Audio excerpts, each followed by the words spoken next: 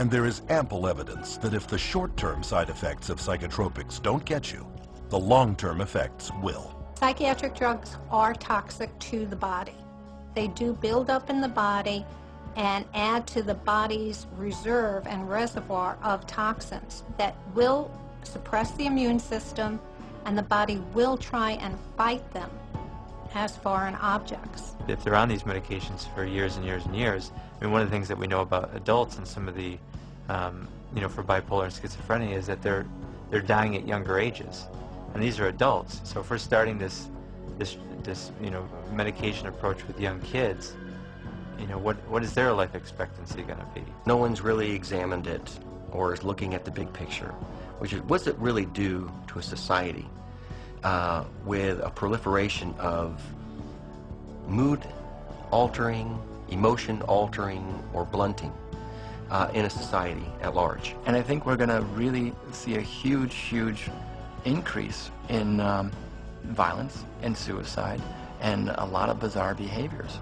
that we haven't seen, because for a very short period of time, only in the last 60 years, have we really started medicating, intoxicating our brain with these incredibly toxic substances.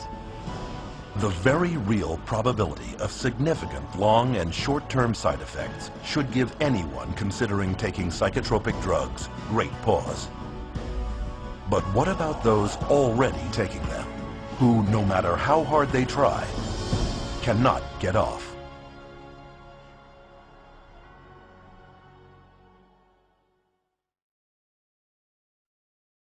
Psychotropic drugs have long been noted for having a multitude of physical and emotional side effects that many simply cannot live with. But if side effects from psychotropics are so bad, why do some people continue to take them?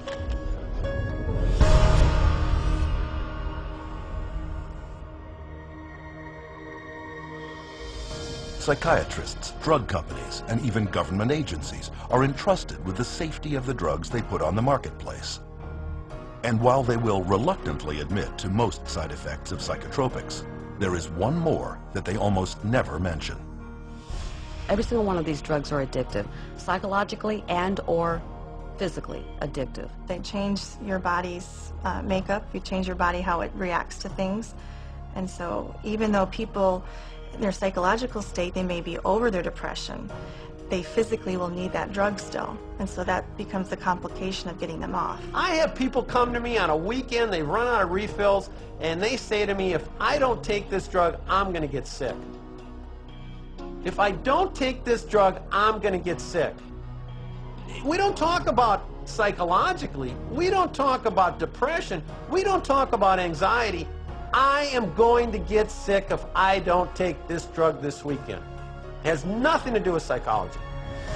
But listen to what some psychiatrists questioned at a recent APA conference had to say about addiction. How addictive are psychiatric drugs? They aren't. Only benzodiazepines. They're not addictive at all. Antidepressants are not generally considered addictive. SSRIs are not addictive. Antipsychotics, they don't cause addiction. Major tranquilizers are all safe as far as addiction is concerned. The drugs that most of us are using in neuropsychiatry are not addictive at all. So who's right? To find out, we need look no further than former patients with first-hand experience. The psychologists and psychiatrists I went to both, they never told me that they would be addictive, they would cause me to have these thoughts. For sure, the psychiatric drugs I was on was addicting. Within six months to 9 months, I was hooked. Boy, Xanax had a hold of me. I mean, I was going through a bottle of pills every 3 or 4 days. I lost my job over it. Over a prescription drug that's not supposed to be addictive, lost my job. The reality is that it is addicting. It will wreck a person's life. This conflict on addiction all comes down to a definition of words. Most people think of addiction as an uncontrollable psychological or physical need for a certain substance. But not psychiatrists. They define addiction as the craving of a higher and higher dose of the same drug, while the uncontrollable need to keep taking a drug is categorized only as dependence. This is why psychiatrists will not admit that their drugs are addictive. in their definition, a very small percentage of people become addicted. The reality is a large percentage of people can't get off these drugs, and they call that dependence. It's all a matter of how they term it. And when you look at addiction, it could be that their tolerance increases and their needs and wants to use the medications increase, or it could be they simply, once they start on the medication, they're not able to come off of it without help. They try to, and as soon as they try to come off the medications, they start to have symptoms that are unwanted and obviously keep them wanting to take the medications again. When you explain to them how addictive it is, they are surprised because they're like, well, it's a prescription. So I do believe that a lot of people don't really know how harmful these meds are. They don't view them as dangerous as some of the street drugs. But many psychotropics have become street drugs, especially the class of drugs given to children diagnosed as having inattention or hyperactivity.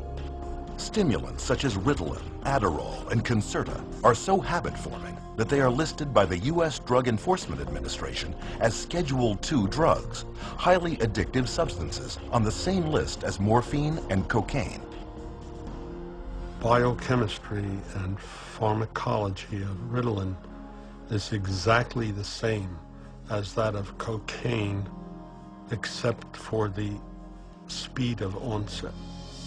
The similarity between Ritalin and cocaine becomes obvious when considering the major problem of stimulant abuse in our schools, where tablets of Ritalin and its chemical cousin Adderall are taken recreationally by kids in schoolyards. Some of my friends took Ritalin and Adderall just to get high, like that I've known throughout the years. Kids will chop that stuff up with a razor blade. It's pure, man. Pure drug, you know, that's why kids like it. They'd chop it up with a razor blade and snort it. My cousin Sammy had this Ritalin, and we would eat it, and we'd be able to stay up all night and play video games.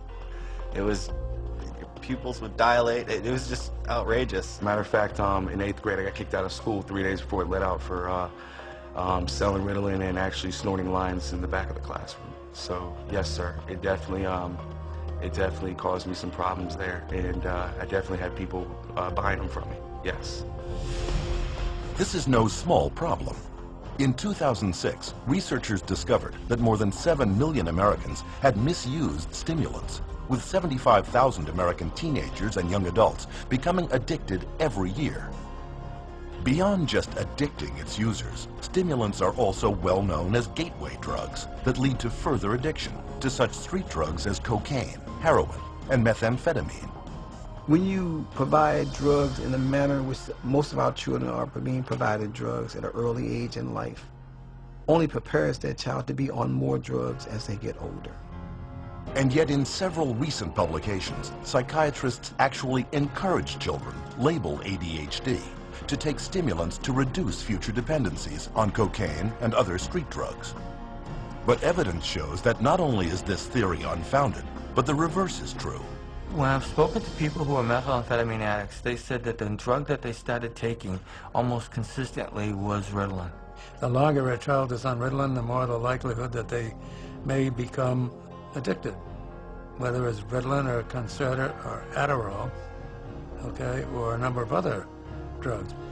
Stimulants aren't the only psychotropic drugs carrying a high potential for addiction. Benzodiazepines, for example, are tranquilizers that can become addictive within 14 days. Take, for example, the benzodiazepine Xanax, which after only 5 years on the market was producing 1.5 million addicts every year. And getting off can be very difficult. Symptoms of Xanax withdrawal include shakiness, loss of appetite, muscle cramps, memory and concentration problems, insomnia, agitation, panic, and anxiety. Some of the psych medicines, particularly the benzodiazepines, are some of the most addictive drugs there are in terms of the persistent withdrawal anxiety that these drugs cause. I have been in the position of having to withdraw a number of people from benzodiazepines that I didn't put on them, obviously. And it's difficult. It's really difficult. Prescription benzodiazepines, I think, are much more dangerous and much harder to come off of for the patient than the street drugs are. But survivors will tell you that benzodiazepines are not the only class of psychotropic drug that is extremely hard to withdraw from.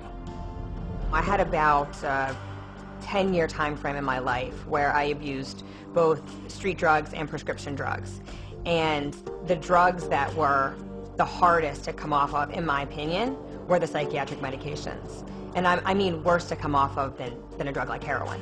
Withdrawal symptoms from the psychiatric drugs just made my mind go crazy.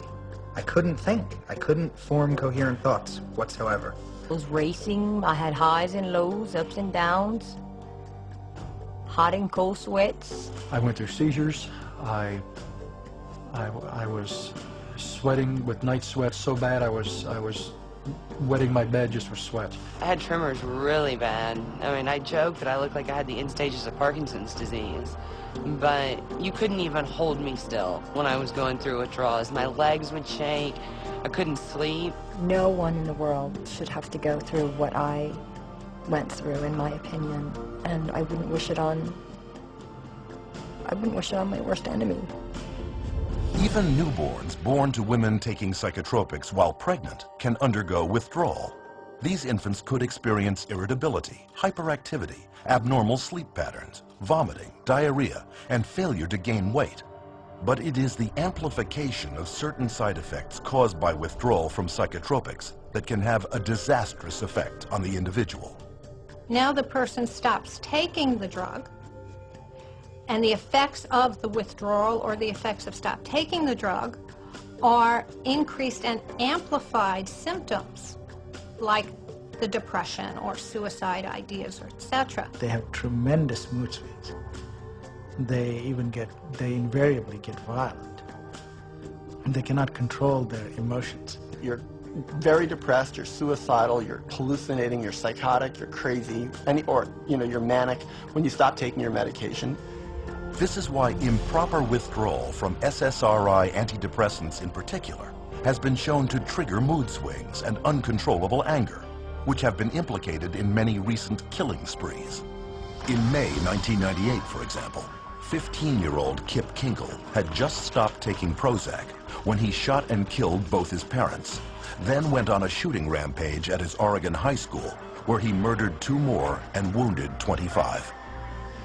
In November 2007, Pekka Erik Ovinen shot and killed 8 at his school north of Helsinki, Finland. Earlier that fall, he had either reduced or stopped using the antidepressant he was prescribed for social anxiety. Valentine's Day 2008, Northern Illinois University, Stephen Kazmierczak walked into a crowded lecture hall and opened fire, killing 5 and wounding 18. A few weeks earlier, he too had abruptly stopped taking his antidepressant. But rather than acknowledging that tragedies such as these are the result of withdrawal from highly addictive psychotropic drugs, the customary response of psychiatrists is to blame the lack of the drug for what they claim is the return of the mental illness. When a psychiatrist says that, well, the reason why they're feeling that way when they get off the drug is because, see, that shows you how bad they really need the drug. Here's the deal. There's no way that that's true. The reality is, when they stop the drug, they get depressed or they have withdrawal effects of various types. And the reason they're having those effects is because it's a withdrawal effect from the drug. All you need to do is you need to sit down and listen to anyone who's been on these medications and wants to come off them. And you listen to their story, and you listen to what they're going through, why they want to come off them. And that's it. The conversation stops. The debate ends. My name is Robin, and currently I am withdrawing from lorazepam, and I am at the 0.4 milligram dose. There we go. Today, I was totally exhausted. I've had 4 nights, 2 nights of insomnia, and then a good night's sleep, then 2 nights of insomnia. I was just hoping that I can sleep better tonight. Didn't sleep good last night. Well, as you can see, today I don't care. I did not get ready, and my wave went down. I'm down in the valley today. One of the side effects or withdrawal symptoms for lorazepam can be night sweats or hot flashes, a little lightheaded and kind of dizzy, anxiety, sore throat, weepy, very, very tired, grouchy, just overwhelmed, distraught, distressed. I began to experience suicidal thoughts.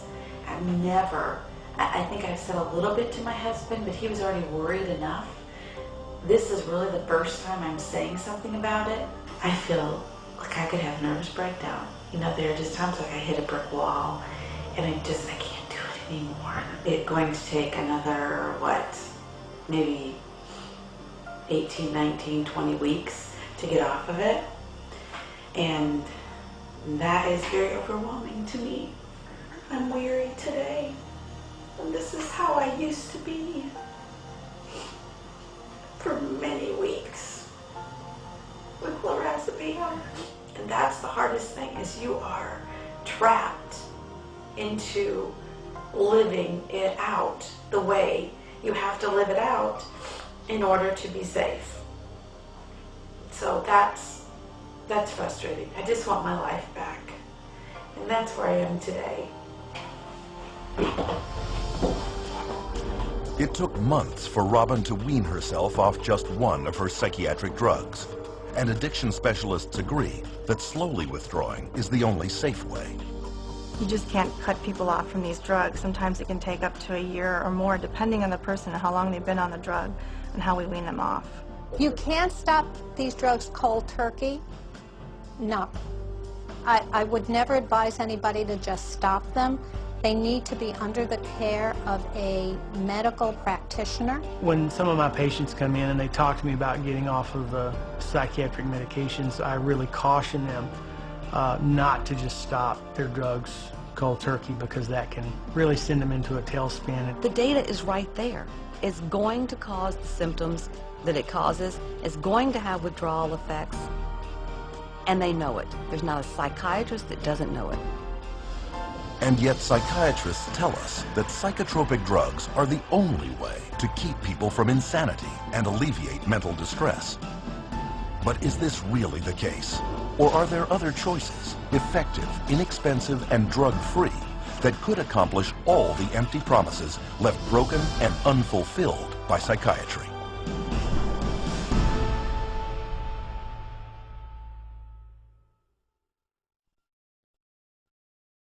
After all that we have seen, should we believe psychiatrists when they claim that just around the corner is their next new breakthrough? And if psychiatry isn't working, where do we go from here?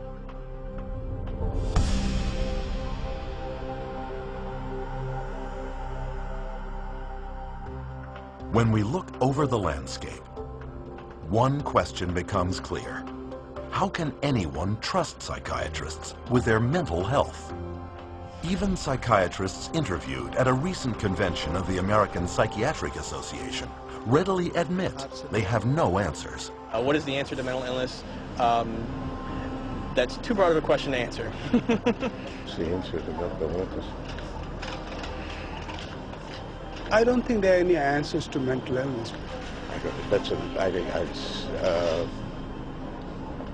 We still need a better answer than the one we have now for mental illness.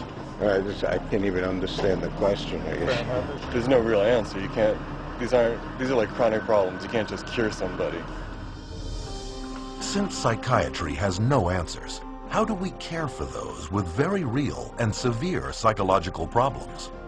There are, in fact, many, many answers, but you will never hear about them from psychiatrists who prescribe psychotropic drugs. One solution was the Soteria Project, formed in 1971 by Dr. Lauren Mosher, then head schizophrenia researcher at the National Institute of Mental Health. Lauren Mosher developed this program, through NIMH to look at this, because they were starting to have in the research a debate about whether the medications were actually being helpful or whether they were actually causing some problems. The drugging of pregnant women has led to a 20 to 30% hazard of preterm birth, brain damage, and lower fetal age at delivery, and nearly triples the risk of severe birth defects. And the antidepressants have been shown to cause something called PPHN, which is a heart problem in newborns. And I think it's criminal to be giving medications to women knowing that their babies are going to be at risk. When mom takes Paxil, she can have a baby born with sometimes they have the limbs are missing. It's called limb reduction. Can have cleft lip. They can have serious heart defects, missing chambers, or the arteries in the wrong place, and also can be born with the organs growing outside of the body. And these are just a few of the many, many side effects of psychotropic drugs. Among the top 3 best-selling antidepressant drugs, called SSRIs, there are 1,817 possible side effects associated with Prozac, 2,194 with Zoloft, and 2,497 with Paxil. Interestingly, among these is the worsening of the exact same symptoms the drugs claim to address. They cause depression.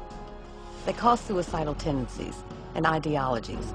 So they cause a lot of the very exact symptoms that they're supposed to be correcting. They're being treated for depression with a product that's going to create depression. They're treating for a psychosis with something that's actually going to create or has the potential of creating a psychosis.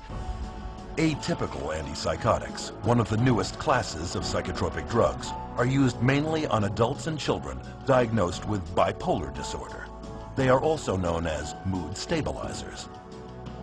Though launched with storied claims as miracle drugs with little or no side effects, atypical antipsychotics have recently been exposed as creating severe weight gain, diabetes, coronary heart disease, acutely irregular muscle movement, pancreatitis, and delirium. Though the new antipsychotics were originally approved only to treat schizophrenic adults, over a 7-year period, prescriptions for children jumped 5-fold to an estimated 2.5 million prescriptions. And this drugging is coming with serious consequences. You know, I've seen kids who have had significant weight gain on some of the antipsychotics, where they were pre-diabetic. You know, they've had, changes in some of their cardiovascular functioning. So there are potentials to really damage the child's health. When you get drugs that you're giving to kids that we know cause extreme weight gain and attack the liver, attack the kidney, that have long-term results, these children that we're giving them today, this medication, we may be doing, kidney dialysis for in 10, 15 years. And it is not only children that can be affected. It has been estimated that psychotropic drugs are to blame for over 16,000 traffic accidents every year in the United States. And this study only looked at drivers 65 and older. And what happens when these unwanted side effects surface? Usually, the psychiatrist will prescribe yet another drug. It's called polypharmacy. It's just, adding additional, if the first drug doesn't work, you add a second drug. If you have an adverse side effect from a drug, then you add another drug to deal with the adverse side effect. And then let's say they start an antidepressant and now they can't sleep. So in order to counteract that, they'll be given a sleeping pill. Then a tolerance builds up. So they might now need another drug because they're now at a tolerance level of the first drug that it's no longer creating the, quote, expected or helpful result. It's not uncommon to see people 5, 6, 8, 9, psychotropic drugs. And there's absolutely not a shred of research that supports that these drugs can be used safely and effectively in combination. Consider tardive dyskinesia, a movement disorder entirely caused by psychotropic drugs. For 20 years, beginning in the 50s, psychiatrists failed to inform patients about the link between tardive dyskinesia and antipsychotics, such as Thorazine and Haldol. By the time psychiatrists admitted the truth about their pills, thousands had been permanently crippled. Even today, tardive dyskinesia has developed in 73,000 older adults, and drug-induced Parkinsonism has appeared in 61,000 more. But this class of psychotropics is far from the exception. Reports are now surfacing that today's atypical antipsychotics and antidepressants, such as Zoloft, are causing widespread tardive dyskinesia, sometimes within months of first use. But psychiatrists and drug companies continue to dispute this damning new evidence and go on prescribing these drugs, even to children. But of all the side effects experienced by users of psychotropic drugs, the most horrendous may be an intense inner agitation and restlessness known as akathisia.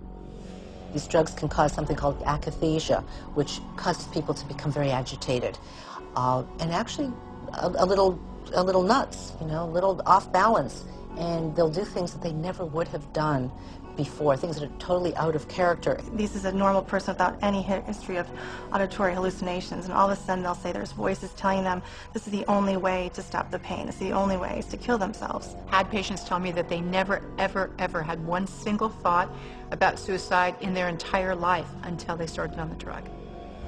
An estimated 10 to 25% of SSRI antidepressant users, close to 7 million people in the U.S., experience akathisia. And psychiatry's Diagnostic and Statistical Manual of Mental Disorders even admits the connection between psychotropic drugs, akathisia, and suicide. The statistics back this up. The suicide rate of the general population is less than 11 for every 100,000. But for every 100,000 people taking SSRIs, the suicide rate jumps to 718, over 65 times more. And yet, we are told daily by psychiatrists and drug companies that psychotropic drugs actually prevent suicide. So, what are we to believe? One can start with the drug company's own warning letters to doctors, or unpublished data for the antidepressant Effexor, or an analysis of Prozac using the FDA's own statistics, or even a British House of Commons report on Zyprexa. Of course, not everyone commits suicide, but the huge volume of other side effects can be horrendous. The medication that the psychiatrist prescribed me made me feel awful. Constant headaches, constant nausea, wanting my skin to turn inside out, just feeling like bugs were crawling all over me all the time. It made me feel like all slow and like sluggish and stuff. Like when somebody would ask me something, it would kind of like take a minute, like, what? These drugs have affected my heart. They have affected my liver. Weight gain one time, hit like 40 pounds. These thoughts come over me like I wanted to kill I wanted to really hurt somebody. It just sucks all the life out of you. So you're like a body, like a machine. I didn't want to live. I didn't have the desire to live. I felt miserable. You just can't live, you know, you'd just rather die. Because there's no living when you're hallucinating every day. I actually tried to commit suicide with my psych meds. At some point when you realize that you are really just existing, you're not living, at some point you realize you need to take the risk to get off. But what about those who say psychotropic drugs really did make them feel better?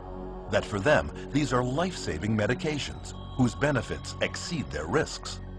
Are psychotropics actually safe and effective for them? So what ends up happening is that someone feels good for a while, and then very often they have to have their dose increased, and then they feel good for a while, and then they might have to have it increased again, or maybe they'll switch agents. So it's that kind of a story if you're not actually getting to the root of what's going on. I think the research is pretty clear that then all of a sudden starts to change, and you start to have a supersensitivity to being depressed, in which case then they become more depressed, and then they're chronically depressed. I saw there was a much bigger picture and attempted to surface that bigger picture, and was consistently told to back off. I was told that drug companies write checks to politicians on both sides of the aisle. Back off. You will not expand this investigation into the drug companies. Continued to press the investigation, much of it on my own time at this point. I became increasingly alarmed that all of the drugs recommended by the TMAP program were exclusively the new patented atypical antipsychotics for schizophrenia, and all of the brand new patented SSRI antidepressants. None of it added up. When it became obvious to me that my investigation was not going to be permitted to continue, and it became obvious to the Inspector General's office that I was not going to stop, I was removed from lead investigator on the case.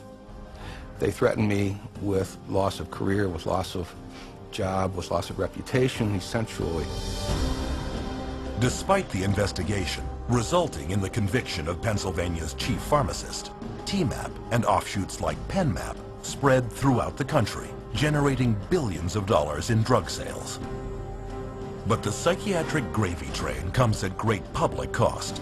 In 2001, TMAP and its children's equivalent CMAP bankrupted the Texas Medicaid program and the state's mental health and prison systems.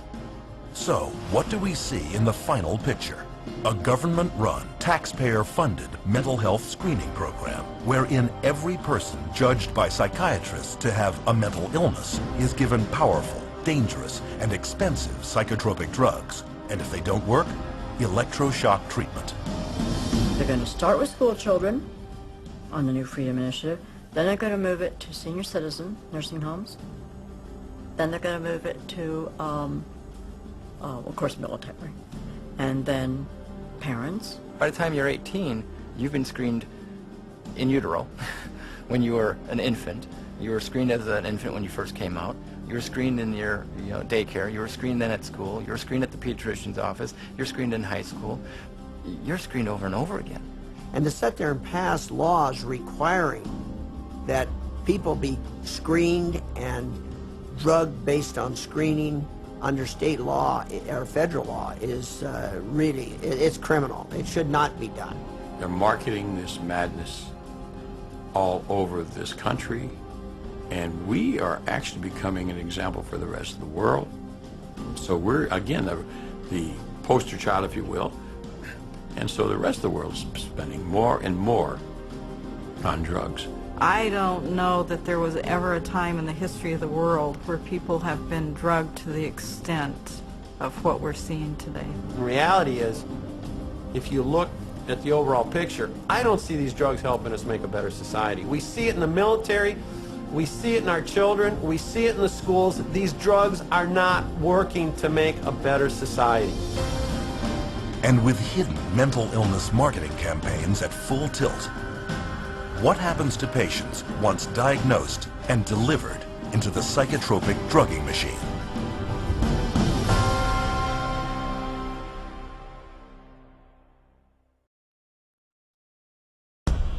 If drugs are being sold as safe and effective by psychiatrists and drug companies, why is it that we are seeing an alarming increase in consumer-reported adverse side effects?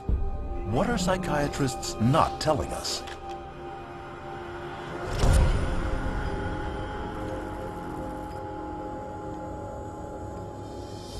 All drugs create biological changes in the human body. In mainstream medicine, those changes that are intended are called main effects. Those that aren't are called side effects. No drug is without effects, side or otherwise.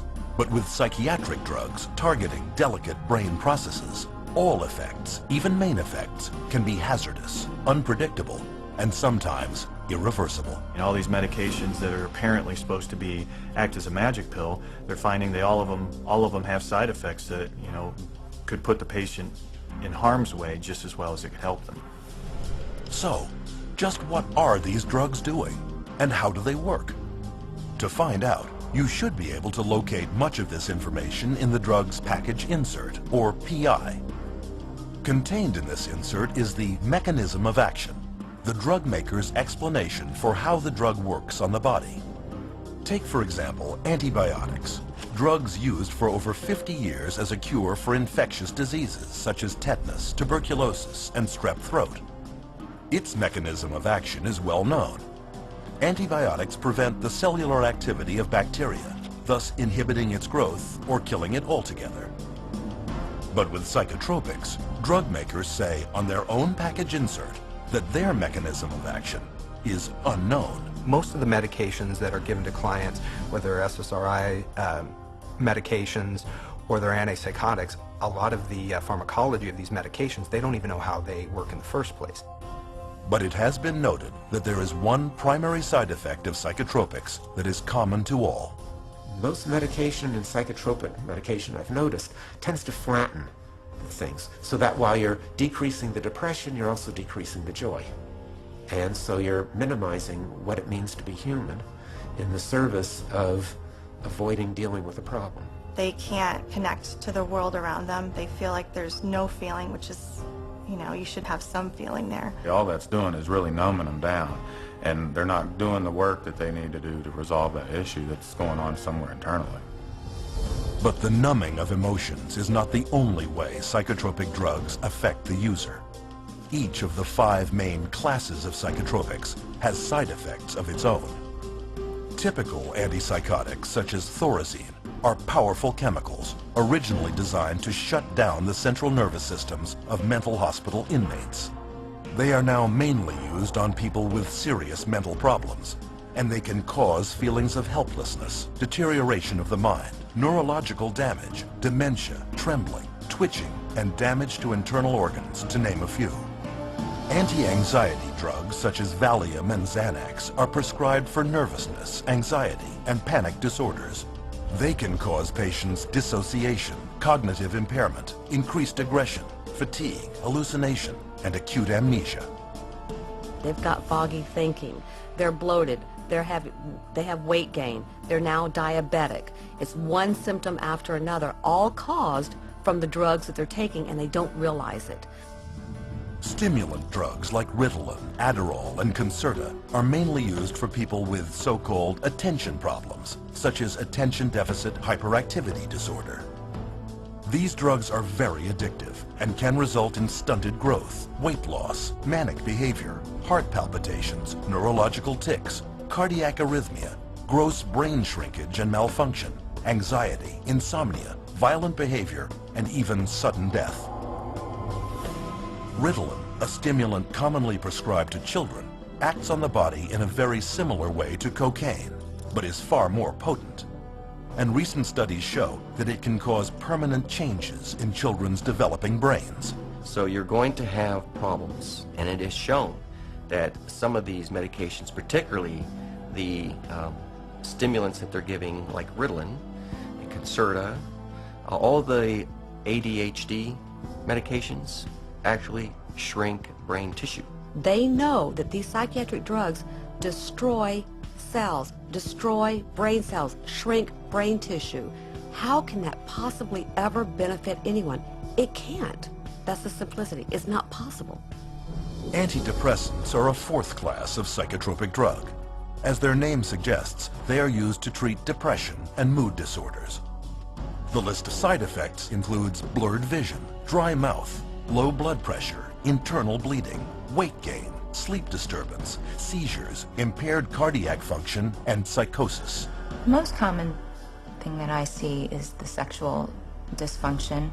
So women having a hard time reaching orgasm or just finding that their libido is lower. And I see that with men as well. And the second most common thing I see is weight gain. I have to say it is not terribly uncommon to see a 40-pound weight gain with antidepressants. One study found that Paxil, a leading antidepressant, increases the risk of breast cancer in women by 7 times. Perhaps riskiest of all is the drugging of pregnant or postnatal women with antidepressants for depression. When the mother takes the drugs, the psychiatric drugs, or any type of drug in that, like an antidepressant or anti-anxiety or an antipsychotic drug, that's going to affect the baby as well as the mother, not just the mom, because the baby's going to get it straight through the umbilical cord, through the bloodstream. A mental health screening would be beneficial for everyone. But is this true? And what are the risks?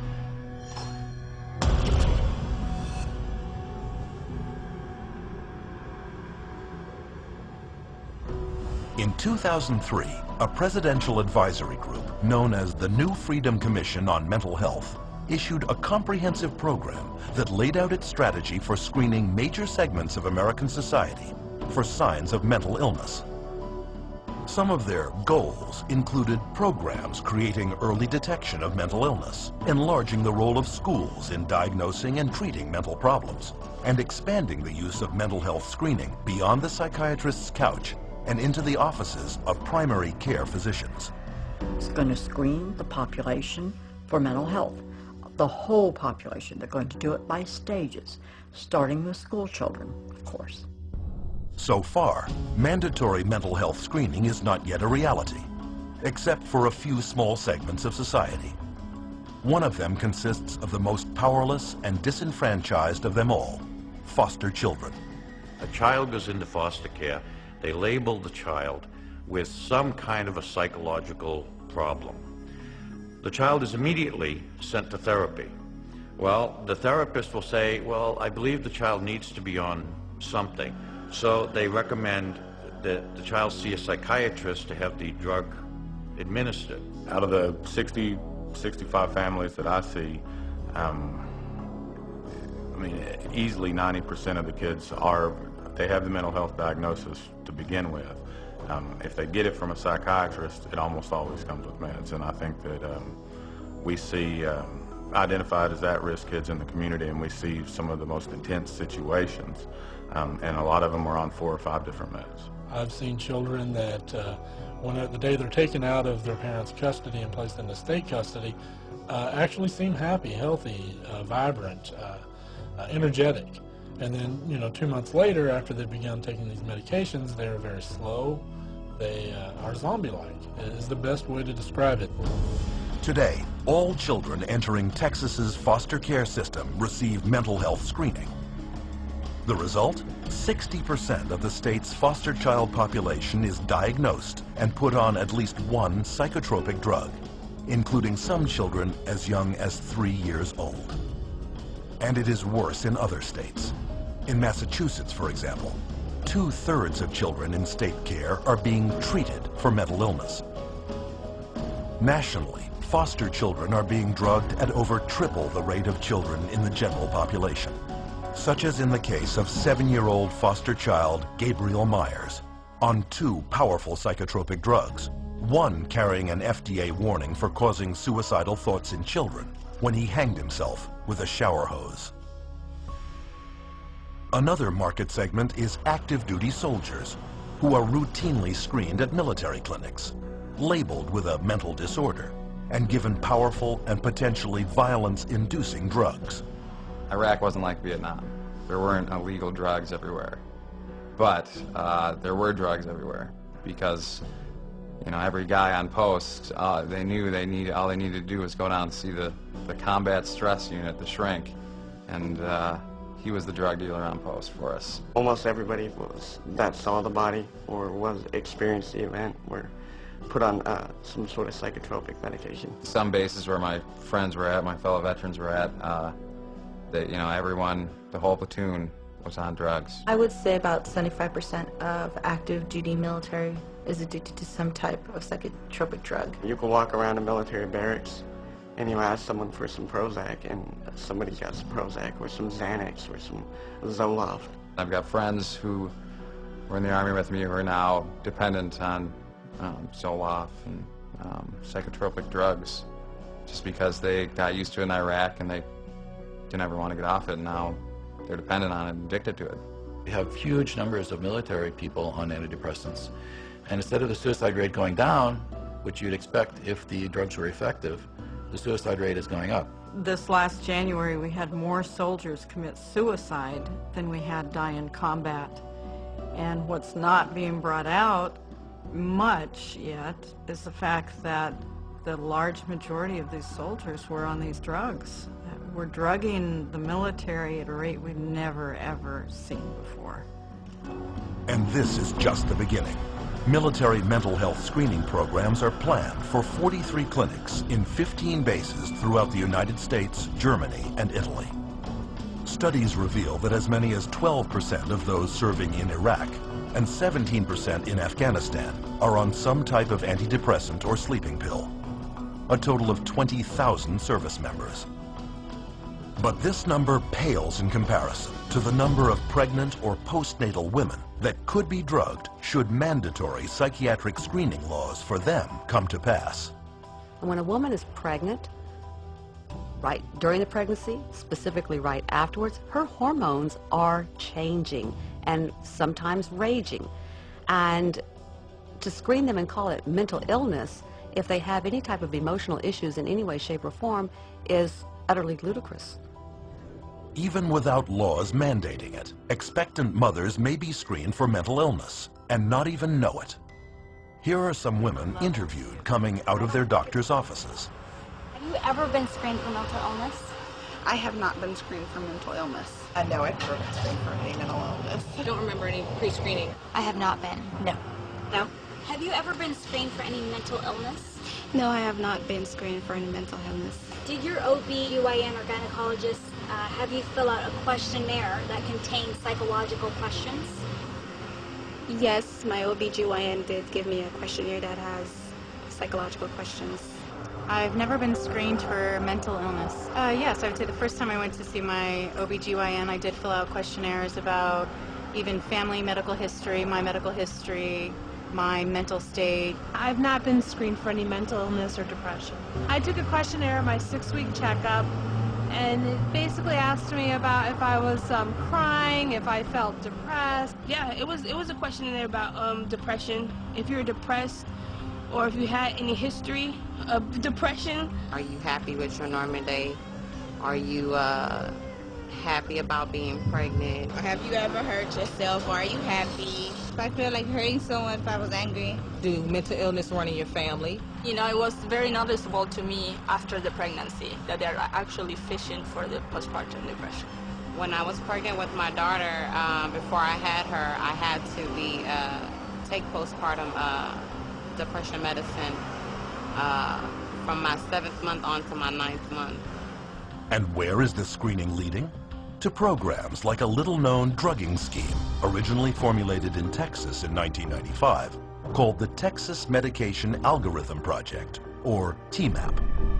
TMAP is a program that was originated starting in the 90s, a collaborative group of doctors from University of Texas and the Texas Department of Mental Health and Mental Retardation.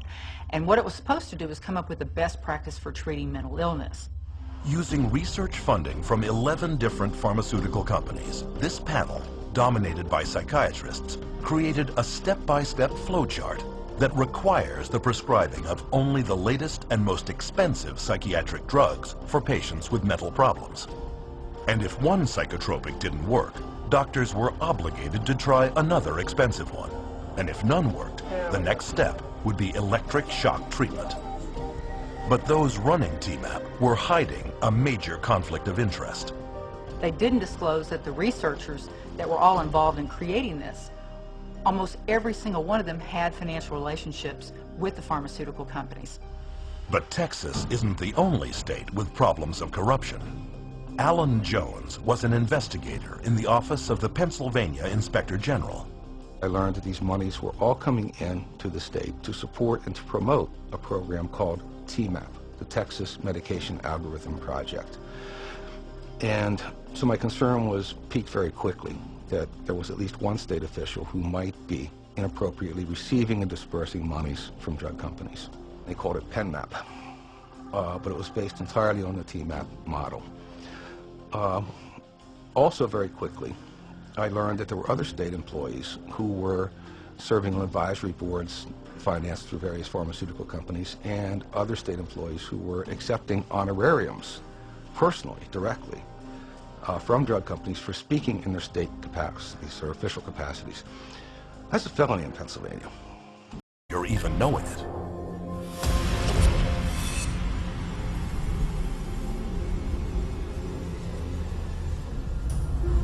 It might seem impossible that an appetite for psychotropic drugs could be created without one's even being aware of it. Could this possibly be true? Well, if you know what to look for, you will find drug marketing campaigns practically everywhere. In hospitals, programs promoting psychotropics air over closed-circuit television networks like the Patient Channel. You can find them in children's books such as Brandon and the Bipolar Bear, where a little boy is told that his feelings are caused by chemicals in his brain that can be controlled with good medicine. There are mental health awareness programs touring college campuses to promote mental health checkups. Another hidden promotion lured high school girls to a conference on eating disorders to pitch them Zoloft. Where do these campaigns come from? Many of them come from industry-funded front groups, operated by psychiatrists, but posing as compassionate patient support groups. a group that's focused on people who get depressed, or these support groups. Those are all also funded by and driven by, in large part, the drug companies. The fact that they're being highly funded by the drug companies puts into question the information that they're providing. In fact, a recent global survey estimates that 2/3 of all patient advocacy groups depend on drug companies or device manufacturers for at least some of their income. Through media interviews, public service announcements, and promotional events, psychiatric front groups preach the message that at least 1/4 of everyone on Earth is mentally ill. You could be too, and there is nothing you can do about it short of taking psychotropics for the rest of your life. And of all the programs they use to get people onto these drugs, one of the most successful is the benevolent-sounding mental health screening campaign. But it all begins with psychiatrists and their very broad DSM-based screening questionnaires that cover common life situations such as sadness, nervousness, and occasional loneliness. Because the symptoms are so subjective and the way they decide to describe it, everybody's got depression. So then they started targeting the kids and doing this at schools, and they implemented it through the school process, coming to the schools and having depression screening days. People would come in and they'd fill out these questionnaires and, oh yeah, you've got it. Brought in quite a few new customers. But with statistics proving that more than 1/4 of those screened at thousands of screening sites later start taking antidepressants, it's hard to see screening as anything other than a spectacular marketing opportunity. One such front group, Screening for Mental Health Incorporated, sponsors national campaigns such as National Depression Screening Day, which uses simple quizzes to screen people for mental illness. But what is not revealed is that Screening for Mental Health has taken in a total of almost $5 million from at least 7 different drug companies, all makers of psychotropic drugs given to children. Of all demographics, these mental health screening companies especially target teenagers. Teen Screen is the biggest such screening program in the world, a U.S. national program targeting high school students under the guise of suicide prevention. Teen Screen was developed by Dr. David Schaffer, a psychiatrist with heavy ties to the drug industry. Teen Screen is a series of questions that take about 10 minutes for kids to answer. It's targeted at high school kids. On the Teen Screen case, it asks, do you sometimes feel like other people have an easier life, or do sometimes you feel bad about yourself and other times you feel good about yourself? Well, given where you are in that particular day and what's happened, you're going to answer that differently. Once this test comes back that the child answered it based on how his emotions were at that very moment, that information gets passed back to the school, possibly the guidance counselor, adjustment counselor, or the school counselor herself, and that child is then referred on to mental health agency. And studies now show that once in front of a psychiatrist, 9 out of 10 children are prescribed a psychotropic drug. Using alarming language and misleading statistics, Teen Screen attempts to frighten parents, fearful that their child may be suicidal. But a closer look reveals that this is not a suicide prevention program at all, but a drug marketing campaign. And this marketing and its wide diagnostic net creates a huge rate of what are known as false positives. By Schaffer's own admission, 84% of all students taking the Teen Screen test were falsely labeled as depressed or suicidal. Predictably, Teen Screen is viewed with suspicion by many parents. To get around this, Teen Screen personnel have offered school children such enticements as movie coupons or free pizza to motivate them to get their parent's signature on the consent form. To eliminate parental objection altogether, Teen Screen has even instituted a passive consent policy, whereby if the parent does not formally object in writing, the child is assumed to have gotten permission and is then screened. Typically, the permission slip that comes home is a permission slip that if you don't sign it, they will give the children the screening anyway. And for many who do complete the screening questionnaire, the results can be devastating. In Colorado, Teen Screen labeled over half of all school children as at risk for suicide, in spite of a government-documented teen suicide rate of less than 1 in 10,000. Far fewer odds than being struck by lightning. In fact, in the last decade, the American teen suicide rate has not risen, but has actually fallen by 25%. There's no data that supports that doing something like a teen screen is actually going to reduce suicides. They themselves have indicated that the numbers are so small, the suicide rate is so small, that you can't really get an accurate read on whether it works or not. On top of this, there is now evidence that, far from preventing suicide, screening programs actually cause it. The chair of the National Institute of Mental Health Research Consortium concluded participants were more likely to consider suicide a solution to a problem after the program than before the program. And research has shown that once put on psychotropic drugs, children are more likely not just to consider suicide, but to actually follow through. That you may have more people that are so distraught by the way they are when they're under the influence of the drug that they do commit suicide. And I think it's entirely possible that they're not, instead of saving lives, they're going to be losing lives to suicide. With no evidence of effectiveness on one hand and a huge downside on the other, Teen Screen is still being run in 43 states at over 500 sites. But it is not the only screening program aimed at children. The Youth Risk Behavior Surveillance System administers a 35-minute test in at least 45 states. Yet another, Signs of Suicide Incorporated, has screened thousands of children at 3,500 schools across the United States. They too are heavily backed by pharmaceutical money.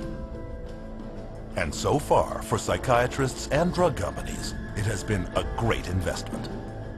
Throwing out a net in doing a typical teen screen or any type of mass assessment, we now have increased our client population tenfold by kids who need to be either seen by a therapist and or seen by a psychiatrist. The internet is another rich source of new prospects. Take, for example, the Patient Health Questionnaire, a 16-item checklist that allows anyone to diagnose himself with depression within 8 minutes. One of the questionnaires developers was psychiatrist Dr. Robert Spitzer, the architect of DSM-3, and its copyright is owned by Pfizer, the world's largest pharmaceutical company, and maker of the antidepressant Zoloft. There is also a 2-question version that can take less than a minute to advise you to ask your doctor. Online screening questionnaires abound, testing such potential psychiatric disease categories as bipolar disorder, ADHD, narcissism, self-esteem problems, eating disorders, and sex addiction.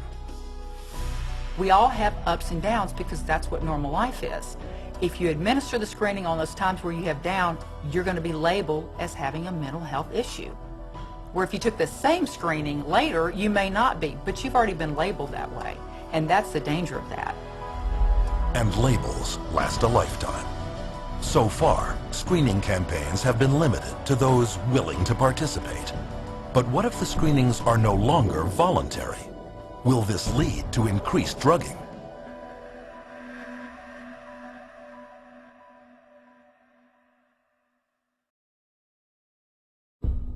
Psychiatrists insist that advertisements for whatever the current med is of choice. On television, there are ads now that say, you have got this condition and you're feeling miserable. Ask your doctor to give you this pill. Take this pill, it's over the counter. We're being taught, our society really pushes the idea of quick, simple answers. Ask your doctor if Abilify is right for you. Ask your doctor about Cymbalta. Talk to your doctor about Zoloft. Ask your doctor about Prestige. Ask your doctor if it's Talk to your doctor. Talk to your doctor about the risks and benefits of adding Abilify. If you can convince somebody that they've got a medical or biological problem, that the only thing that solves it is a pill, stands to reason you're going to sell more pills. To see how effective this Ask Your Doctor marketing strategy is, one study sponsored by the National Institute of Mental Health in 2005 sent trained actors in to doctors and psychiatrists' offices, claiming to be depressed and asking for a specific antidepressant. 50% of them received a prescription for the very drug they requested. And even if the actor did not ask for any psychotropic drug at all, he was given a prescription a third of the time. The doctors feel tremendously pressured to please the patient, to prescribe what the patient is asking for. Nobody likes being labeled as the doc who didn't do anything for me. The doctor is a businessman, and he knows that if he doesn't fulfill that patient's request, there's a probability that that patient will go elsewhere because he'll find somebody that's willing to prescribe that drug. It should be the doctor's choice. It should be the doctor's evaluation driving the use of any medication. It shouldn't be giving a patient the opportunity to see something on TV and come in and ask for it by name, because doctors then are immediately put in a situation where they feel pressured to pull out the prescription pad, whereas they should have come to that conclusion based on their actual clinical data. But getting the patient to walk in and demand psychotropic drugs for non-existent diseases has taken that power out of doctors' hands. And this has been done through psychiatric drug marketing campaigns that fill the coffers of media outlets. Drug advertising on television, for example, accounts for 55% of the pharmaceutical industry's direct-to-consumer advertising budget. And estimates show that if this television advertising were ever banned, prescription sales in the United States alone would plummet by $10 billion. Magazines and other print media also depend on pharmaceutical companies for much of their advertising dollars, over $1.8 billion a year. But is this a good thing? Do such massive amounts of ad revenue taint what we see in the media? You know, obviously the advertising pays for the television programs. So the real money is in the advertising, not in the television program. So that's where the money is. I don't know of too many magazines that want to run huge advertisements blasting the drug companies that are paying for the magazine on the next page. They're going to take a lot of heat, and people are going to pull their ads if they start doing that. So again, you have a huge conflict of interest at play with the mass media. This partnership between the pharmaceutical industry and the media also extends to public service announcements promoting psychiatric disease. Americans living with schizophrenia. Kids with ADHD or you have postpartum depression. Still dealing with depression? It could be your time for change. Psychiatrists are featured promoting drugs in video news releases, which look just like TV news reports, but are, in reality, drug company-produced marketing spots. On news interviews, the experts furnished come from approved drug company speakers bureaus, and these psychiatrists rarely disclose their financial ties. As a result, mental health care segments in the media rarely deviate from the psychiatric party line. Psychotropic drugs are mentioned in movies and television, such as Prozac on the TV series The Sopranos, and Zoloft, a product placement in the film The Sixth Sense. This mountain of marketing is not confined to broadcast media only. Print, too, is inundated with drug propaganda, masquerading as news and information. All you have to do is look at any accepted magazine in America today, whether it be on even a woman's journal or a men's journal. There's always some type of pharmaceutical product that's being focused. And they've gone so far as to give away free samples. All you have to do is write in this coupon. And the psychiatric drug message has even infiltrated the taxpayer-supported public radio. For instance, psychiatrist Frederick Goodwin hosted a talk show for years where he championed the use of psychotropic drugs. As we'll be hearing today, Dr. Goodwin assured his listeners, modern treatments, mood stabilizers in particular, have been proven both safe and effective in bipolar children. What he did not say was that he would be paid $2,500 by pharmaceutical company GlaxoSmithKline to give a lecture that very night promoting their mood stabilizer drug, Lamictal. And there was more. The very week that Dr. Goodwin told radio audiences that there is no credible scientific evidence linking antidepressants to violence or to suicide, he raked in $20,000 from Glaxo, which had already admitted that it had suppressed studies revealing that its antidepressant Paxil increased the risk of suicide. Further investigation revealed that Goodwin had failed to report more than $1.3 million in drug company income. Might this level of conflict of interest be preventing the mainstream media from revealing the full truth about psychiatric drugs? As long as we have direct-to-consumer advertising and the marketing dollars the pharmaceutical companies put into it, you will not hear a companion story or any information about a school shooter or a person who went to their work and killed all their family members and friends. You will never hear whether or not they were on a medication. What you will hear is how depressed they were. And you'll have consultant after consultant and psychiatrist after psychiatrist coming up and being interviewed to discuss how mentally screwed up this person was and how they weren't doing their treatment the way they were supposed to, or they didn't seek treatment when they should have. This story has protected psychiatrists and their drugs for decades. To understand why one hears it so often, one need look no further than the bottom line. As parts of large corporate giants, today's media companies are in the business of making money. And to their CEOs, keeping stock prices high is part of their job description. And when pharmaceutical advertising money is your lifeblood, there is little chance you will rock the boat. With traditional sources so compromised, one might wonder if the information they're getting on psychotropic drugs really is the whole story. But what about the internet? Well, psychiatrists and drug companies are already pushing psychotropic drugs in cyberspace too, with very few restrictions. If a patient goes online and looks up a drug and puts in a drug's name, and there'll be a bunch of sites that come up, many of those sites will be funded by the drug companies, but you won't be able to tell from the site. You'd have to, dig up, if at all. You may have no idea that that site was funded at all by the drug company.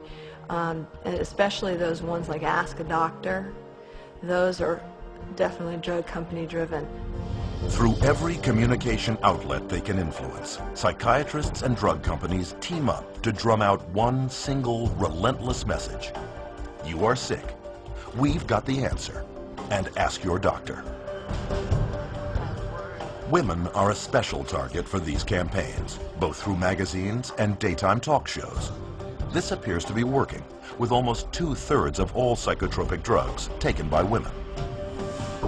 We don't get the full truth because the media is owned by Big Pharma.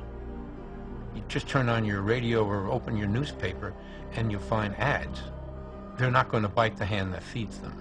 They don't tell the truth. It's a vicious cycle because the more these drugs are marketed, the more people want to take them. The more money goes to pharma to market more drugs. But despite their success, psychiatrists and the drug companies they work for are not satisfied only with media campaigns. So their next strategy is, how do you convince even more people to take psychotropic drugs, all the while remaining a hidden influence?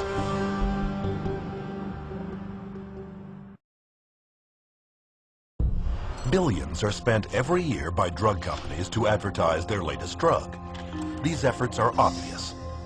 But are there hidden ways that psychiatrists and drug companies can get you to ask your doctor without psychiatrists already enthusiastically spreading the pharmaceutical gospel to the rest of the medical field? Drug companies also attack prescribing physicians on another flank, using armies of drug company sales representatives. We always did a full frontal assault. So we always came in, our product's the best. Our product's the best, our product's the best. Are you going to write it? Are you going to write it? Are you going to write scripts? This was kind of our mentality. My job and my pay was based solely on my ability to push drugs through my territory. So if I wasn't moving enough prescriptions, if I wasn't moving enough pills through my territory, I was at risk of being fired, and on a lesser level, I wasn't making the bonus money. The bottom line for you was, it was a business, you got paid, and you had to get as many prescriptions as you needed that doctor to write, and you did it however you could. One way to get people onto psychotropic drugs is through free samples. These are not provided by psychotropic drug makers out of a sense of charity. They are intended to get the patient onto a drug regimen he cannot get off of.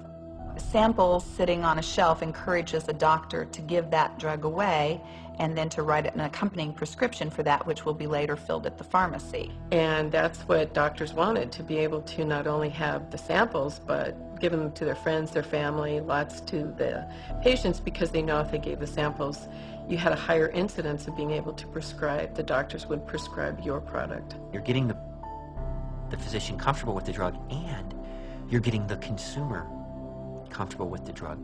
So let's say when the trial's over and the free drug's gone for the trial, what's the doctor going to do? Is he going to write a prescription of another product?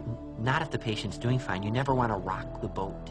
The industry and the companies fully understand that if you can get those drug samples into a doctor's hand, you're going to be able to get prescriptions out of that doctor. They're actually a very effective marketing tool, and there's quite a large percentage of the marketing budget that goes into the distribution of samples. In 2003, pharmaceutical sales reps handed out $16.4 million worth of free samples. And to sell them even more easily, sales reps have another hidden weapon: prescribing information bought from pharmacies by prescription tracking companies. You'd get a list with like Dr. XYZ, Prozac, Zoloft, Paxil, Celexa, and it would tell you how many scripts, give or take, let's say 10, per month or per week, that physician was writing of those products. So we knew everything about our doctors, which ones were the most valuable, which ones to spend the most time on, and what we needed to do, and where their weak spots were. So it was very valuable in that you frequently, as the sales rep, knew better what the doctor was actually doing than the doctor did himself, because he wasn't tracking his own prescriptions. The drug industry now spends $22 billion a year marketing to doctors to increase prescriptions, an astonishing 90% of its marketing budget. And this investment has paid off. Today, psychotropic drugs are a multi-billion-dollar business, with over 2/3 prescribed by general physicians. But psychiatrists are the ones at the forefront, spreading the word. And when the use of psychotropic drugs is questioned or gets bad publicity, paid psychiatric opinion leaders deflect attacks and discredit critics. Or they may simply use their position to make the problem all go away. Case in point, psychiatrist Dr. Daniel Casey, chairman of the first FDA advisory committee that met in 1991 to decide if a warning label about increased risk of suicide should be added to the label of Prozac. At the hearing, family member after family member came forward to show how Prozac had damaged their children and loved ones. In the end, however, Dr. Casey and his colleagues voted against the label, citing a lack of evidence. But what many at the hearing did not know is that 5 people sitting on that 9-member panel had significant financial ties to drug companies. Casey himself became chairman of an FDA advisory panel that voted to approve another antidepressant, Zoloft, later that same year, and soon became one of Zoloft's most sought-after speakers. But the corruption goes beyond even psychiatrists at the FDA. Directors of major psychiatric institutions are likewise paid handsomely by pharmaceutical companies, such as the deputy director of the New York Psychiatric Institute, who one year received $140,000. Even government agencies are not immune from conflict of interest. In 2006, the state of Texas sued drug maker Janssen for flying the state's own mental health officials to other states throughout the nation to promote its drug Risperdal. Included were perks, travel expenses, and speaking fees. Even at the federal level, the chief of geriatric psychiatry at the U.S. National Institute of Mental Health was convicted that same year for accepting and failing to disclose over $250,000 from drug companies in exchange for consultations, retainer fees, and travel expenses. The result of these pharmaceutically paid doctor education campaigns is an explosion in psychotropic drug prescription, not just written by doctors, but by many others. I know some practitioners start people on drugs, on the antidepressants. There's unfortunately, a nurse practitioner that does it, and she's not supposed to. It's not in her protocol. Another nurse practitioner I work with has told me that she keeps doing it. It's gotten to the point where you have nurse practitioners, physician's assistants. There are times when that child doesn't even see a doctor. And we're seeing these prescriptions written for, and at best, the doctor may sign off on the bottom of that prescription. Medical professionals worldwide are handing out psychotropic drugs with seemingly few qualms because they have been assured that they are safe and necessary by the experts in the field, psychiatrists. The psychiatric community is completely responsible for the widespread use of psychotropic drugs. They're the ones writing the scripts to the large extent, and they're the ones that are proclaiming their supposed beneficial effects, and I think they're sketchy, the evidence isn't good, and the side effects are horrible. The psychiatrists are the facilitator of the diseases, and therefore the prescriptions. Today, even official psychiatric organizations do not contest that the partnership between psychiatry and pharmaceutical companies in promoting psychotropic drugs to doctors is significant and almost impossible to avoid. But early on, this partnership realized that promoting to doctors was not enough. How could they reach their target demographic, the end user, and drive them into doctors' offices to demand these drugs?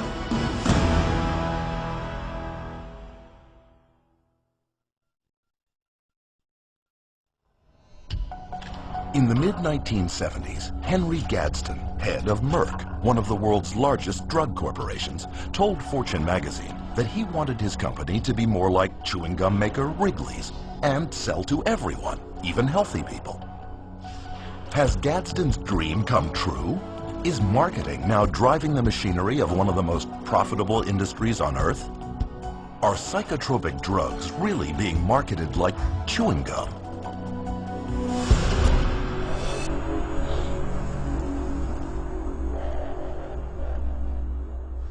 Psychotropic drugs are marketed on two fronts. The first is through sales campaigns aimed at doctors, psychiatrists, and other prescribers. And on a second flank, the drugs are promoted heavily to consumers, you.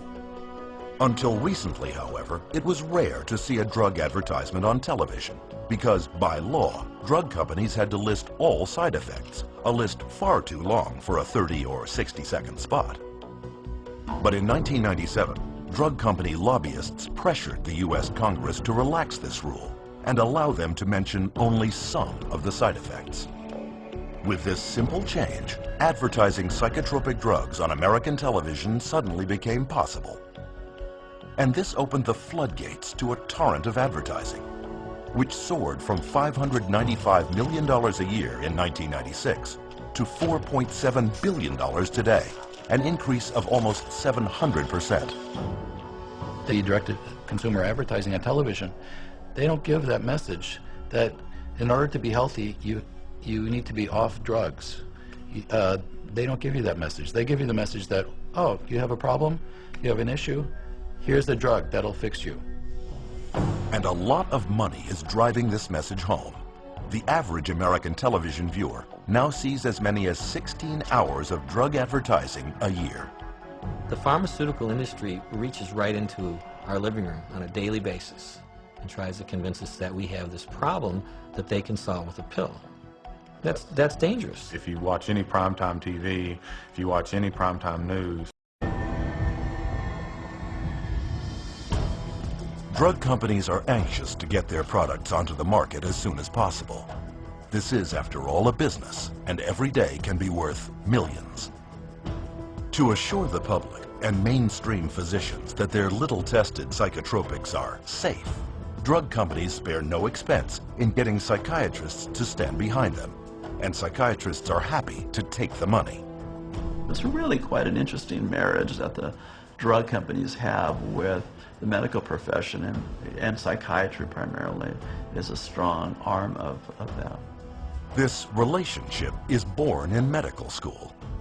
You go to medical school and you learn that drugs are the answer.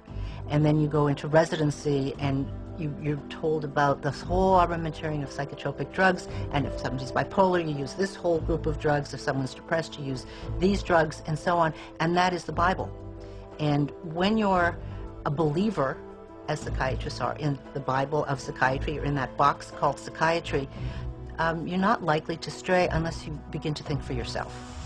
And once out of medical school, many of these true believing psychiatrists are recruited by drug companies and groomed to be spokesmen.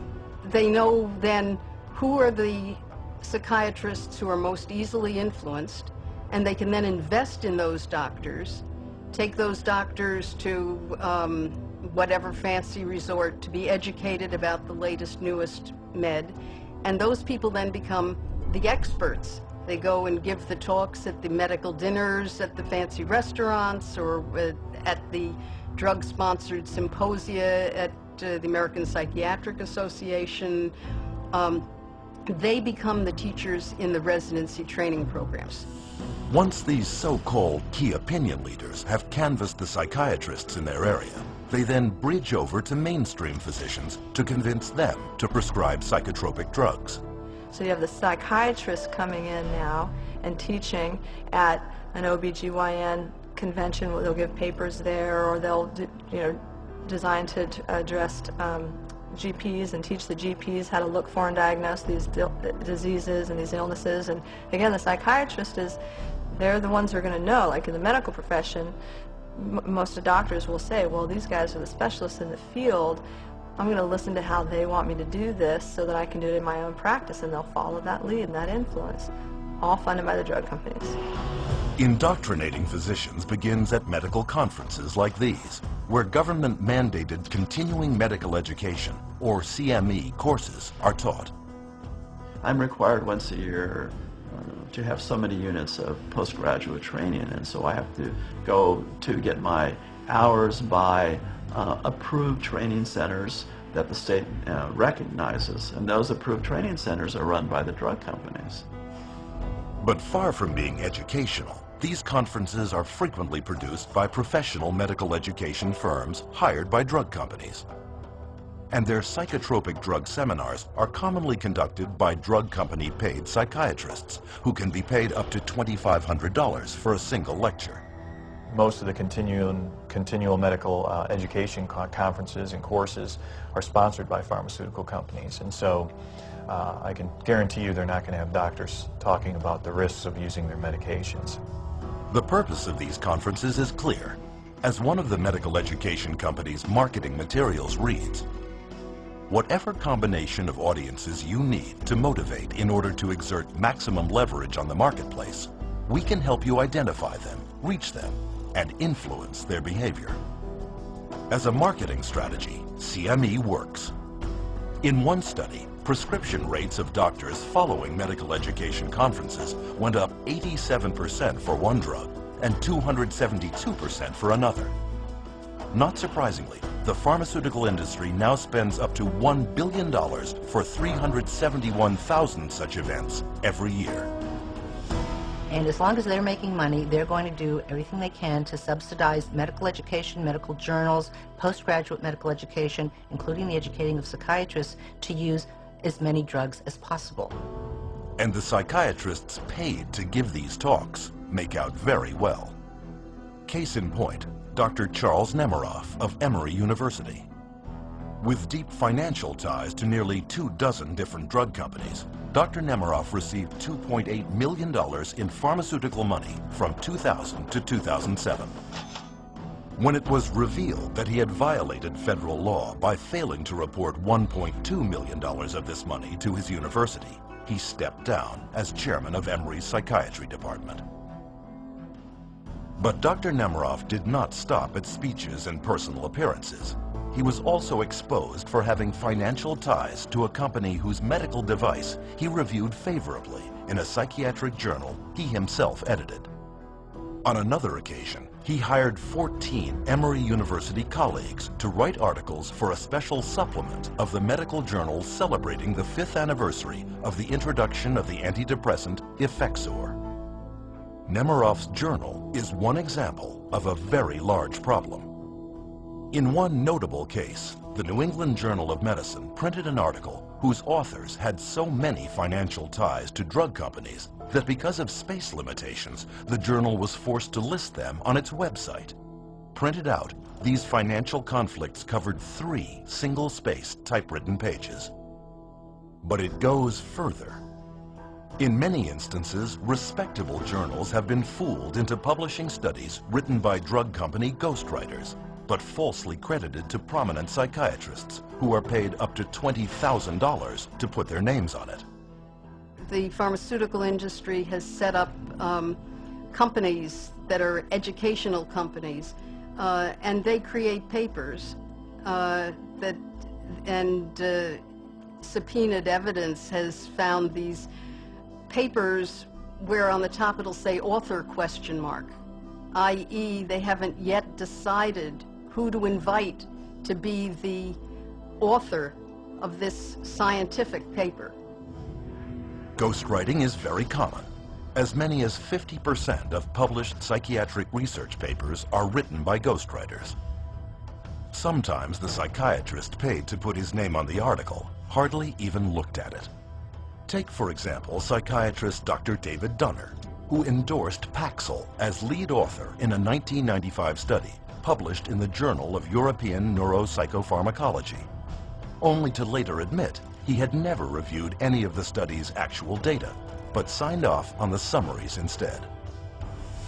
Even the FDA's top official for the review of psychotropic drug clinical trials, psychiatrist Dr. Thomas Loughran, has repeatedly signed his name to articles ghostwritten by drug companies that promote the use of antidepressants and antipsychotics.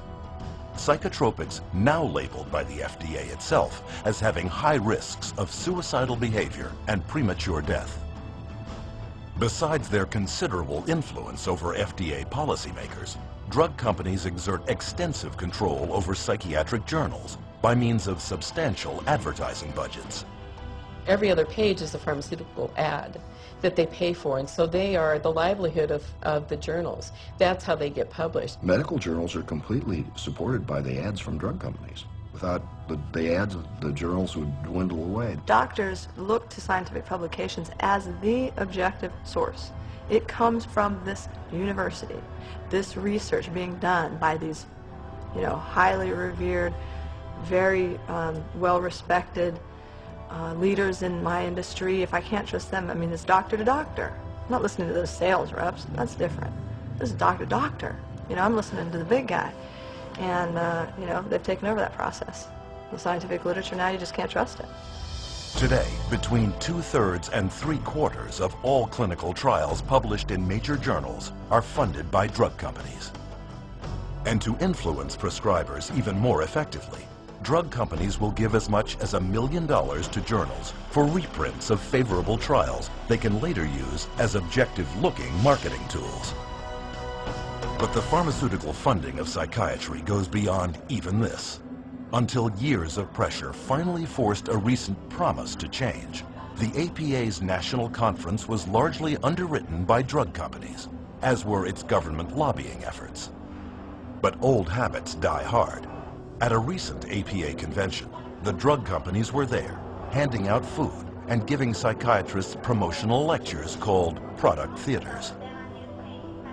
And they get the vast majority of their funding for their associations, for their meetings, for everything from the pharmaceutical industry. So promoting pharmaceuticals is basically the only options that they have. Can you read that into the record, please? Essentially, the study did not really show Paxil was effective in treating adolescent depression, which is not something we want to publicize. We asked him, with that information now, how can you tell us that it would be okay and safe to give a kid Paxil?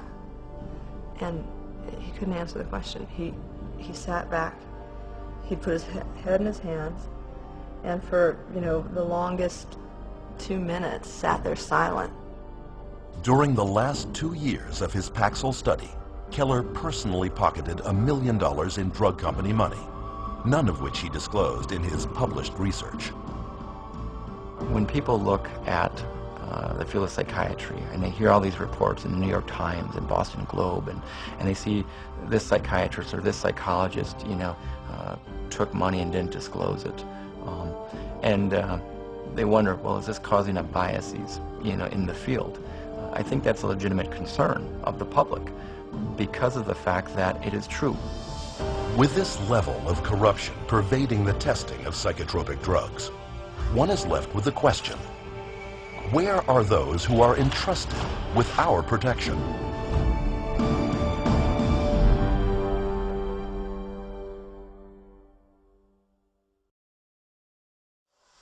Government regulators are supposed to watch out for patients' welfare. So why are so many dangerous psychotropic drugs being allowed on the market?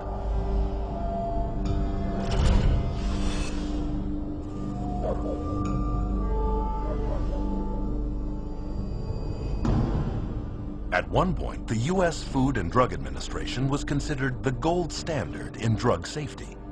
But this is no longer the case with psychotropic drugs, where psychiatrists and drug companies have virtually taken over the approval process. FDA drug advisory panels that recommend the approval of psychotropic drugs have long been filled with psychiatrists with financial ties to drug companies. One study showed that 92% of FDA advisory meetings in the last decade included at least one member with conflicts of interest. In response to the accusation of conflict of interest, the FDA says that they have tried to find mental health experts without drug industry connections, but can't locate any. To solve this, they issue waivers, where a psychiatrist is allowed to sit on a psychotropic drug advisory panel, despite having a financial conflict of interest of up to $50,000 a year with drug companies. The advisory panels that review drugs, most of these people are direct recipients of money from usually the drug under study, the company that's submitting the drug, and they waive the conflicts most of the time. So it's pretty pervasive, and it's quite insidious. Full waivers have been granted to the following participants. Dr. Andrew Leon for his role as a member of a data safety monitoring board for an affected firm. He receives between $10,001 and $50,000 per year. Dr. Bruce Pollock has been granted a limited waiver for his activities on an advisory board and speakers bureau for an affected firm in which he receives less than $10,001 per year. Ms. Jean Bronstein for her ownership of stock and a bond in an affected firm in which the value falls between $50,001 and $100,000. You could be paid massive amounts of money by the drug companies, you know, in this sense, and then turn your head here and say, okay, now I'm going to review the drug. And that huge conflict of interest was not to be discussed. In fact, they didn't want people putting it out there. That was the policy.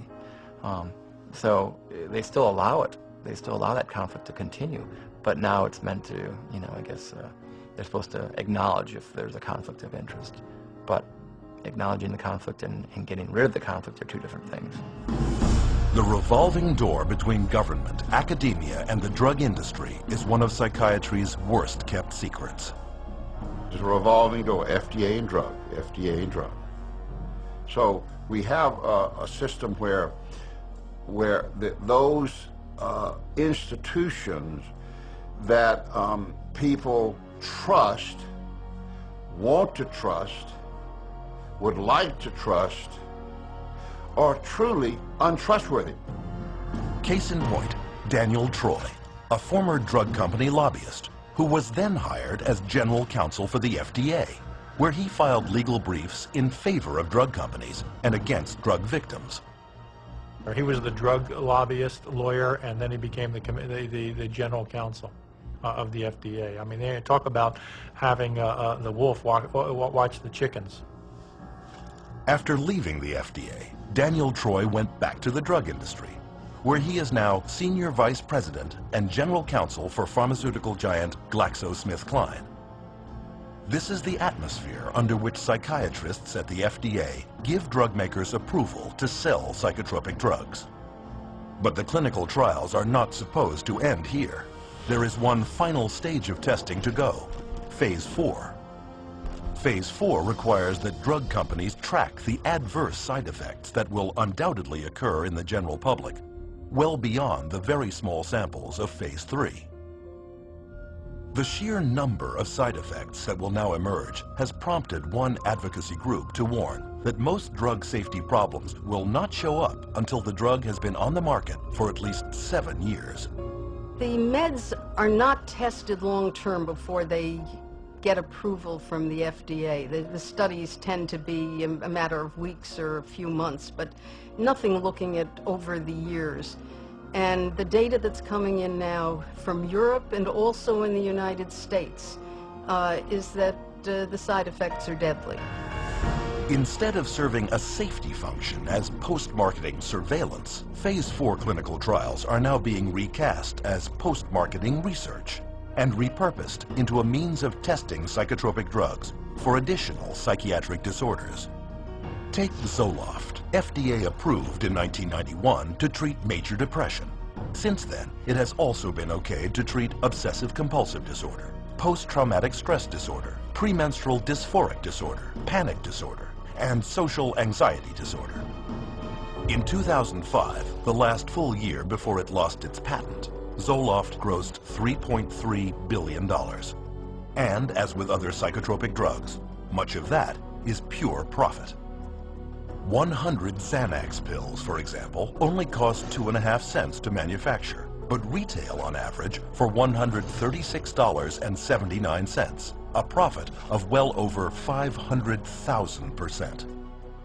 It is for this reason that drug companies enjoy profit margins of about 16%, triple the norm of most businesses. In 2006, drug company CEOs of the 10 leading drug companies were paid an average of $18 million a year, almost 400 times the median household income of the average American family. Investors also love pharmaceutical companies producing psychotropic drugs, since psychiatrists never prescribe them to cure mental problems, but to manage them, often for a lifetime. And lifetime customers have a huge impact on the bottom line. As one stock analyst famously commented, the first disaster is if you kill people. The second disaster is if you cure them. Pharmaceutical company stock has been one of Wall Street's most consistent winners and is widely considered one of the most profitable investments one could make. In 2002, the total profits of the top 10 drug companies in the Fortune 500 exceeded the combined profits of the other 490 businesses. And a downturn in pharmaceutical stock prices would constitute major losses for investors throughout the world, and investments must be protected. With so much money at stake, is it any wonder that stockholders are never told the truth about the drugs they are investing in? They are unaware that FDA approval does not guarantee drug safety, and that the clinical trials justifying that approval are frequently based on falsities and deceptions. But once the drug is approved, the next challenge is, how do you convince prescribing physicians that these drugs are truly safe, effective, and carrying few side effects when the drug company's own trials prove that this is not the case?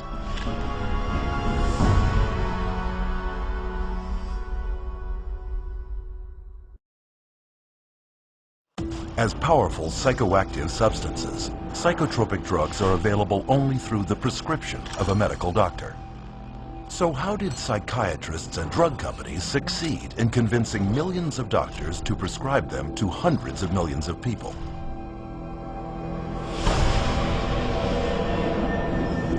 Studies that I look at. One study has 1,000 people in it, and another one has 10 people in it, and another one has 15 people in it.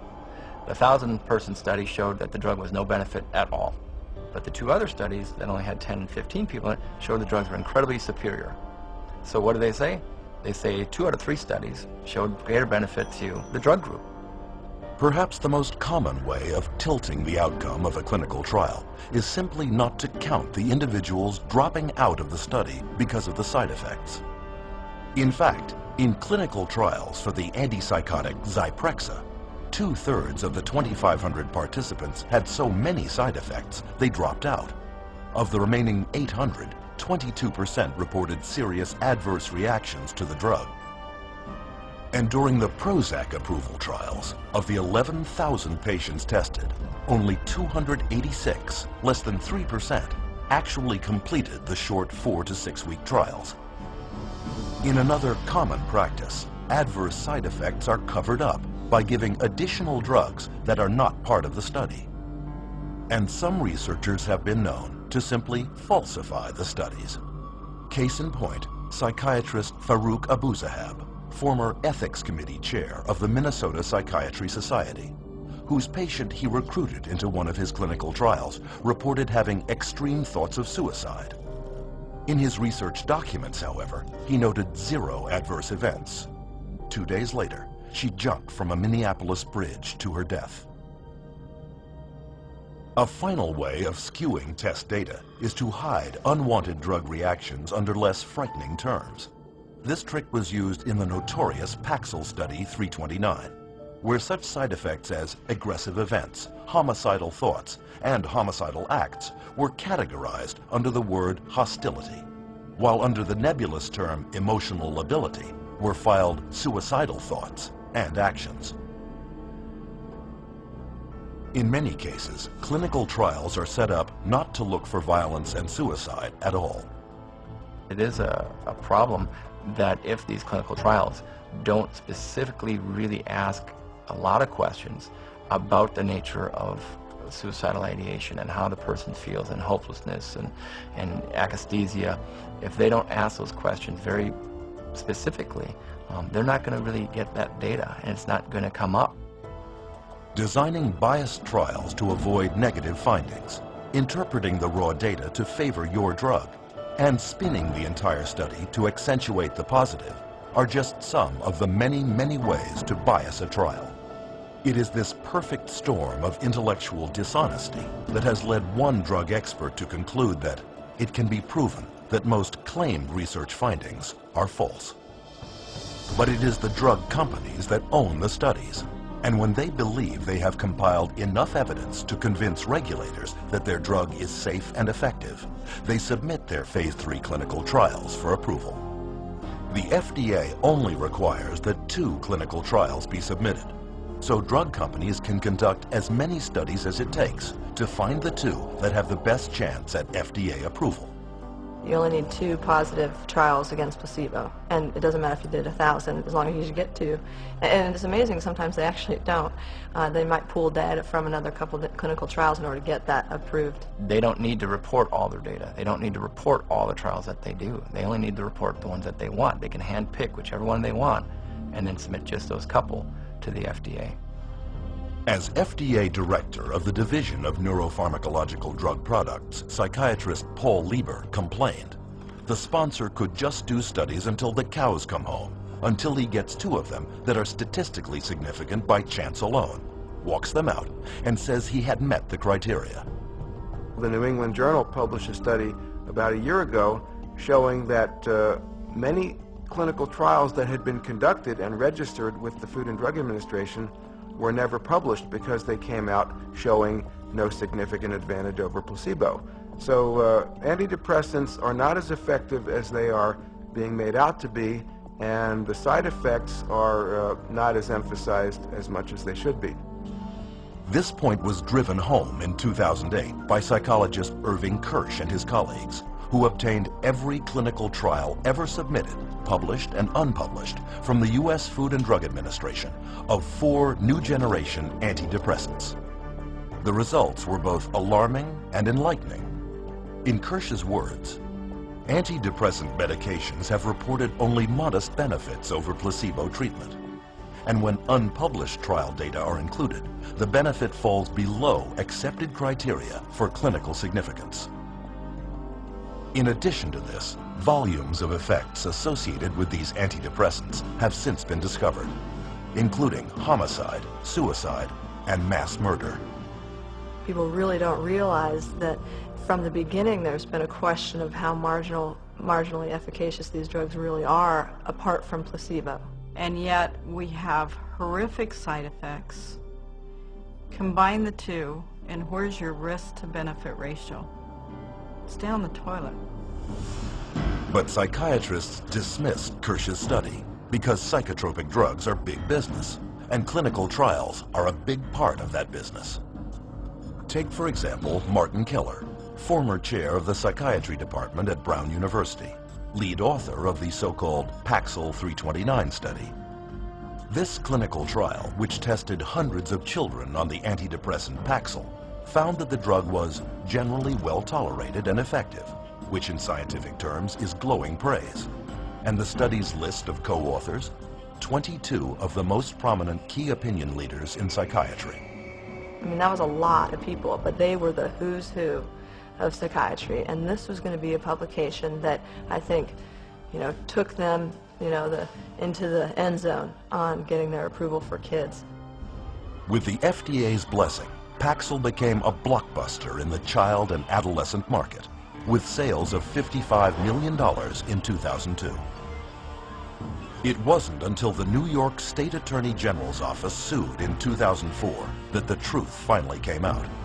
The raw data showed that not only was Paxil no more effective than placebo, but the young patients on Paxil were 6 times more likely to have suicidal thoughts.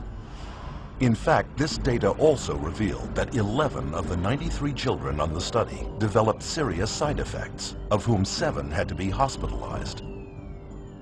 But according to Keller's own administrator, many of those children were either dropped from the study or coded as non-compliant to avoid having to be counted. While admitting no guilt, the drug company settled out of court for $2.5 million, less money than Paxil was grossing every 7 hours. Hundreds of civil suits followed, but when Dr. Keller, as lead author of the Paxil 329 study, was deposed by attorneys, he would not admit to much. I can't remember exactly what I said. I don't remember anything specific about any of these meetings. If my name wasn't on the top, I wouldn't remember ever having seen it. If I saw them, I don't remember. The answer is, I don't remember. I don't recall if I was. I don't recall asking him, which isn't to say that I didn't. I want to pick up on the question Mr. Coffin asked you about the 5-fold increase of the Paxil kids experiencing suicidality over the placebo kids. Do you recall those questions? I do. And you said that you weren't particularly aware of that, except for with regard to a manuscript that was sent to you in confidence by GSK? Correct. That actually is not correct, though. I mean, this was an issue that had been presented to you by a number of different reporters that you personally responded to. Is that correct? I don't remember. How could Dr. Keller have known so little about the drug study of which he was lead author, and which he himself used to promote Paxil for children in prominent medical journals and conferences? The ultimate publication of Study 329 was ghostwritten by an agency hired by GlaxoSmithKline, and eventually they, after the manuscript was written, they put Martin Keller's name on it as an author. There again, and maybe you can tell me where I can find it in the paper. No, I'm asking you if you were aware. I don't remember the specifics. And then we finally showed him a document from GlaxoSmithKline where GlaxoSmithKline says that the study was entirely flawed. It was a complete failed study, and it certainly didn't show that Paxil was remarkably efficacious for treating children and adolescents in depression. They realized they needed to come up with some sort of new to keep the money rolling in, and they came up with a new disorder. They just made it out of thin air. The premenstrual dysphoric disorder, the PMDD, and then the new wonder drug, which was Serafem, which, if you look at Serafem on the back of the label, it just says, this is Prozac. And they were able to keep that patent so that nobody else could make it, so that they could keep that money rolling in. Many of the drugs today are simply drugs repackaged. They're drugs that had a patent and now are generic, or now get called something else, or they decide now to use them for something else. Disease-mongering strategy number 3, creating a new condition for an unmet market need. Example, compulsive shopping disorder, publicized by psychiatrist Dr. Jack Gorman. In Gorman's public appearances, a recent study was cited that claimed that as many as 20 million Americans, 90% of them women, could have the problem. What he did not reveal was that the study was funded by Forest Laboratories, maker of the antidepressant Celexa, and that he was a paid consultant to at least 13 pharmaceutical firms, Forest included. Most consumers have never heard of the concept of marketing of disease for profit, but to those in the advertising and drug industries, it is well known. A 2005 Reuters Business Insight report, written for drug company executives, notes that the ability to create new disease markets is bringing untold billions in soaring drug sales, and that the coming years will bear greater witness to the corporate-sponsored creation of disease. If I can't get along with my husband, take a drug. If I'm feeling a little depressed, take a drug. If I can't study properly, take a drug. We've become a fast food, what I call a fast food, fast drug society. One might then ask, is anyone questioning this rampant increase in extremely questionable and scientifically unproven mental diagnoses? In April 2006, the British Medical Journal inadvertently found out when they published a groundbreaking study announcing a newly discovered psychiatric disease, motivational deficiency disorder, or MODED. Characterized by lethargy and an unwillingness to work, MODED was claimed to affect millions. But when media outlets around the world uncritically broadcast the news, the journal told the truth. The study was part of their April Fool's Day edition. But the joke made its point. Disease mongering works. Even people without any mental illness at all can be deemed at risk and recommended drug treatment. One study published in the Journal of the American Medical Association urged all stroke victims to take an antidepressant to prevent depression, whether they were depressed or not. It was later discovered that its authors had an undisclosed financial relationship with the maker of the antidepressant Lexapro. Preventive drugging is the wave of the future. As one expert noted, there is an apparently limitless amount of money to be made from marketing pharmaceutical remedies for diseases, and even more from remedies to reduce risk factors for disease. And of course, every time they come out with a new mental disorder, then they come out with a new drug to counteract it. At least to me, it seems like nothing more than a marketing ploy. There are certain executives in the pharmaceutical manufacturers that have stated that one day in America, every person will be on drugs, healthy or not. With these clever disease-mongering campaigns, 100 million people worldwide are currently on psychotropic drugs. And as a result, the psychotropic drug industry is grossing over $150,000 every minute.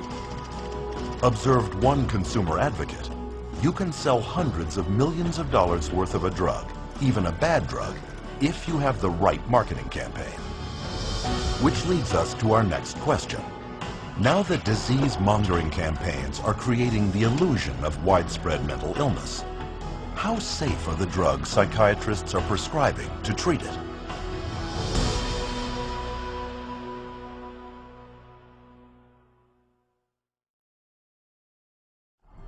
In modern psychiatry, psychotropic drugs have become the weapons of choice. But are they as safe as we've been led to believe?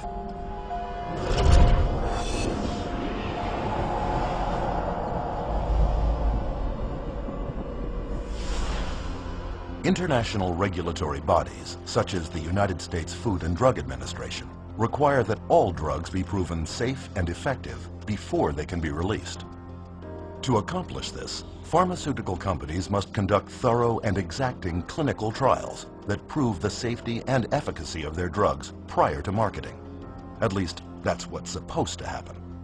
But underneath the public relations veneer, claims of psychotropic drug safety by psychiatrists and drug companies are far from the truth. And there are many reasons why. To begin with, drug safety testing is predominantly done by drug companies, not by governmental agencies or independent laboratories, creating an obvious conflict of interest. They pay for it, they bring in the researchers, they have every opportunity to skew the research, to manipulate it, to produce exactly what they want it to produce. The first step in submitting an application for a psychotropic drug is to find a disorder in psychiatry's Diagnostic and Statistical Manual and attach it to the drug. Then clinical trials begin, first on animals, then on humans. If the drug makes it to human testing, clinical trials then follow 4 phases. In phase 1, it is tested on a very small number of volunteers, usually healthy young subjects, to determine if the drug is not overly toxic and what side effects it carries. And the studies that are done have young men or women that have very little body fat and are healthy in their 20s. They don't test these drugs on elderly people that have a huge amount of body fat or different proportion of body fat, and they hold the reaction of their drugs is totally different, but they don't ever consider that. In phase 2, psychiatric researchers determine if the drug creates the sought-after effects on the human body, and how large a dose can be given before drug toxicity sets in. As in phase 1, test subjects are mostly healthy young volunteers. So just the people that I already know are going to perform well on my drug are going to be entered in this trial. Well, how well do you think your drug's going to come out? Phase 3 testing compares the psychotropic drug against a placebo or sugar pill. Although phase 3 testing is larger and more extensive than phases 1 or 2, it normally involves only about 1,000 patients and lasts a mere 4 to 8 weeks, certainly not enough time to determine any long-term side effects. Today, clinical research is a profit-driven multinational industry where drug companies and psychiatric researchers are involved in every detail, from study design to data analysis to study publication. But in doing their trials, psychiatrists face a problem the rest of the medical field does not. They have no scientific lab tests to objectively measure improvement. On a clinical trial for, say, a drug for cancer or for high cholesterol, it's easy to see if something is working because you can look at the study result. The cholesterol level is dropped, or the cancer is shrunk, or the cancer cells are going away, or there are less of them. You can physically see the answer. With mental health issues, you don't have that luxury. It is this lack of science that permits psychiatric drug researchers many opportunities to skew results of drug trials in the pharmaceutical company's favor. One of the ones I think that is most important is the placebo washout.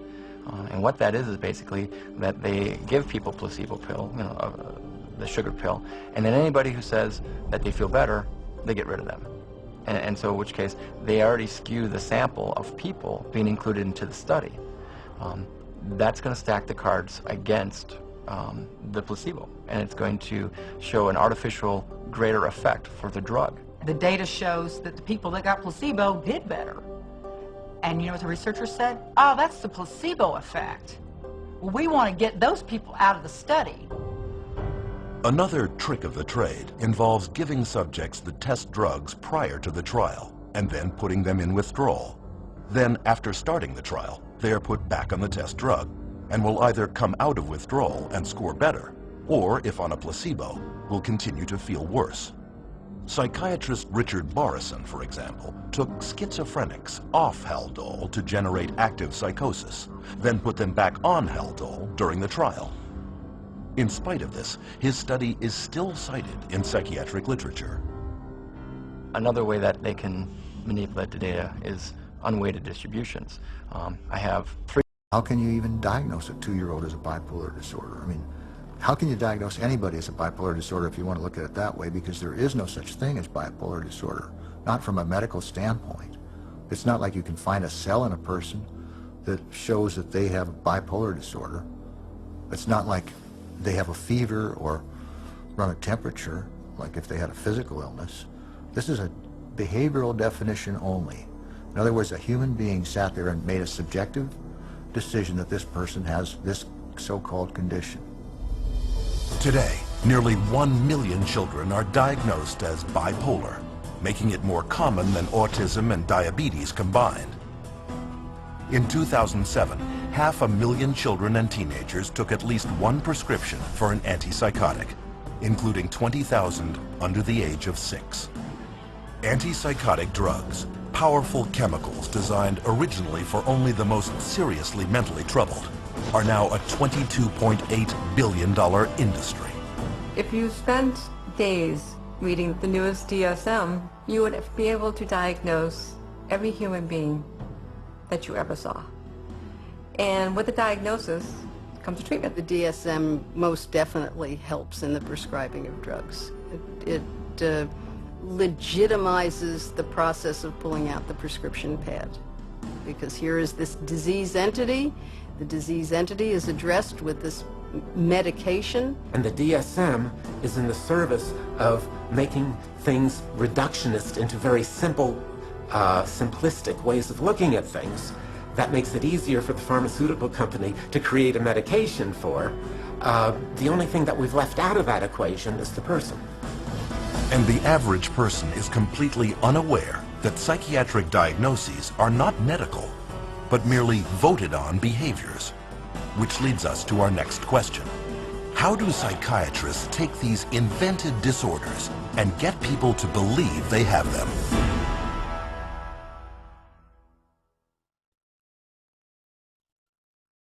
According to psychiatrists at the World Health Organization, 450 million people worldwide have a mental disorder.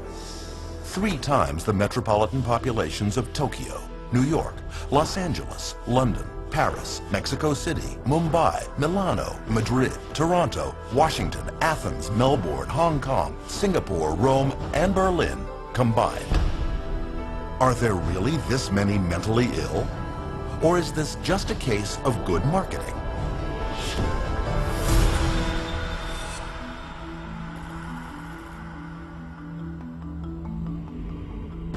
In early 1999, the United States was confronted with news of a frightening new disease epidemic. You blush, sweat, shake, even find it hard to breathe, posters read, with the tagline, "Imagine being allergic to people." The disease was social anxiety disorder, SAD, or SAD, and it was claimed to affect about 13.3% of the American population. And to find out more, readers were instructed to contact a group called the Social Anxiety Disorder Coalition.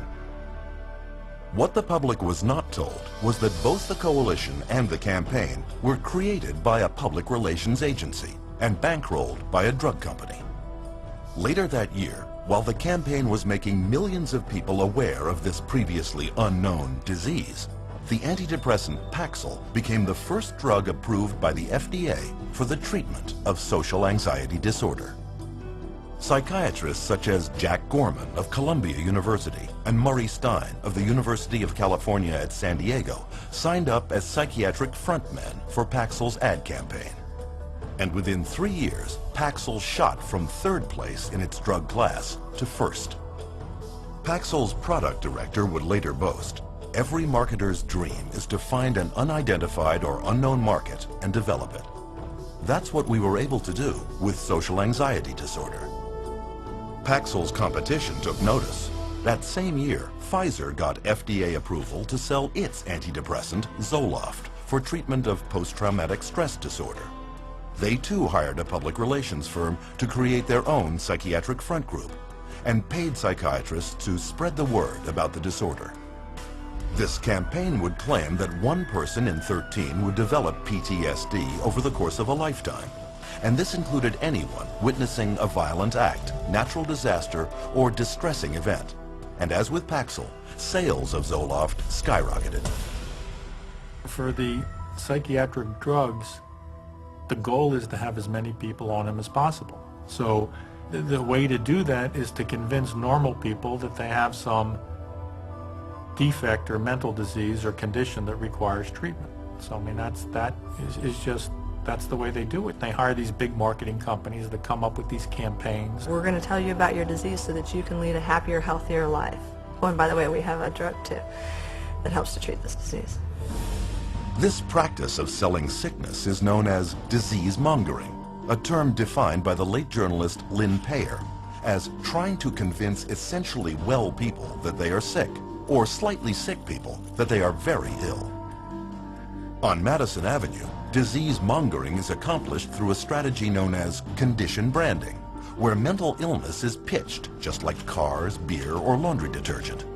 And according to top New York branding guru Vince Parry, no therapeutic category is more accepting of condition branding than the field of anxiety and depression, where illness is rarely based on measurable physical symptoms and therefore open to conceptual definition. Parry then suggests to executives 3 principal strategies for what he called fostering the creation of psychiatric illness. The first is elevating the importance of a condition. or leading the public to believe that a minor or temporary mental problem is much worse and far more widespread than it really is. Prior to the introduction of SSRI antidepressants, depression was considered, even by psychiatrists, to affect only 100 people per million. Since then, estimates have been raised to as many as 100,000 cases per million, a 1,000-fold increase. The result is about 10% of Americans, some 27 million people, currently on antidepressants, twice as many as in 1996. Very good marketing, that all, expressions of human emotion, deep sadness and fear and anger and whatever else they happen to be, are now classified as, a major problem, a psychiatric problem, a psychological problem that needs to be dealt with drugs. Another psychiatric illness, bipolar disorder, was also considered rare, affecting only 1/10% when it was first introduced in the DSM-3. Today, there are claims that as many as 10% of the population, 100 times the original number, have the condition. Pediatric bipolar disorder was not even listed in the DSM when Harvard psychiatrist Dr. Joseph Biederman began publishing studies claiming that mood swings in children were not normal behaviors, but in reality, mental illnesses. Biederman's disease-mongering campaign worked. In the last decade alone, the rate of children labeled with bipolar has soared 4,000%. But what parents were not told was that 25 different drug companies had underwritten Dr. Biederman's work. The extent of their influence was not revealed until a 2008 Senate investigation exposed Dr. Biederman for failing to report more than $1.6 million in pharmaceutical income. But these revelations had no effect on psychiatry. Pediatric bipolar continues to be widely accepted in the psychiatric community. These labels are being applied to younger and younger children, which I think is really, a sad case. Not sure I agree with any of those labels to begin with, but let alone for them to be applied universally to young kids.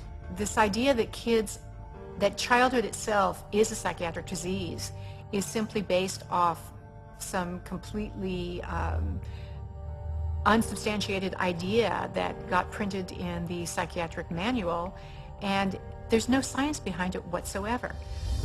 Disease-mongering strategy number 2, redefining an existing condition. This tactic takes an ordinary state of mind and recasts it as a psychiatric disease that now must be treated with drugs. Case in point, the winter blues, a common mental condition related to the lack of sunlight during winter months, but redefined by psychiatrists as seasonal affective disorder, a psychiatric disease requiring psychiatric treatment. As another example, consider the changing emotions during a woman's menstruation, made over by psychiatrists as premenstrual dysphoric disorder, a mental illness discovered not in a laboratory, but in the marketing department of drug maker Eli Lilly. When Prozac patent came up, 3 months later, they proudly announced that of 193 patients presenting themselves, they had turned away over 41 who were pretending mental illness and considered another 42 suspect. The problem was, Dr. Rosenhan hadn't sent in a single person. 70 years later, Emil Kreplin's conclusion that psychiatry could not distinguish sanity from insanity had once again been proven correct.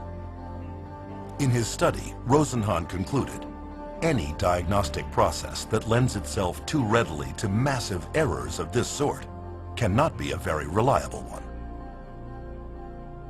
It wasn't just the embarrassment of the Rosenhan experiment that caused psychiatry's leadership to take a new approach to diagnosis. With the rapid expansion in the psychotropic drug business, psychiatry underwent a seismic shift in the way it promoted mental illness.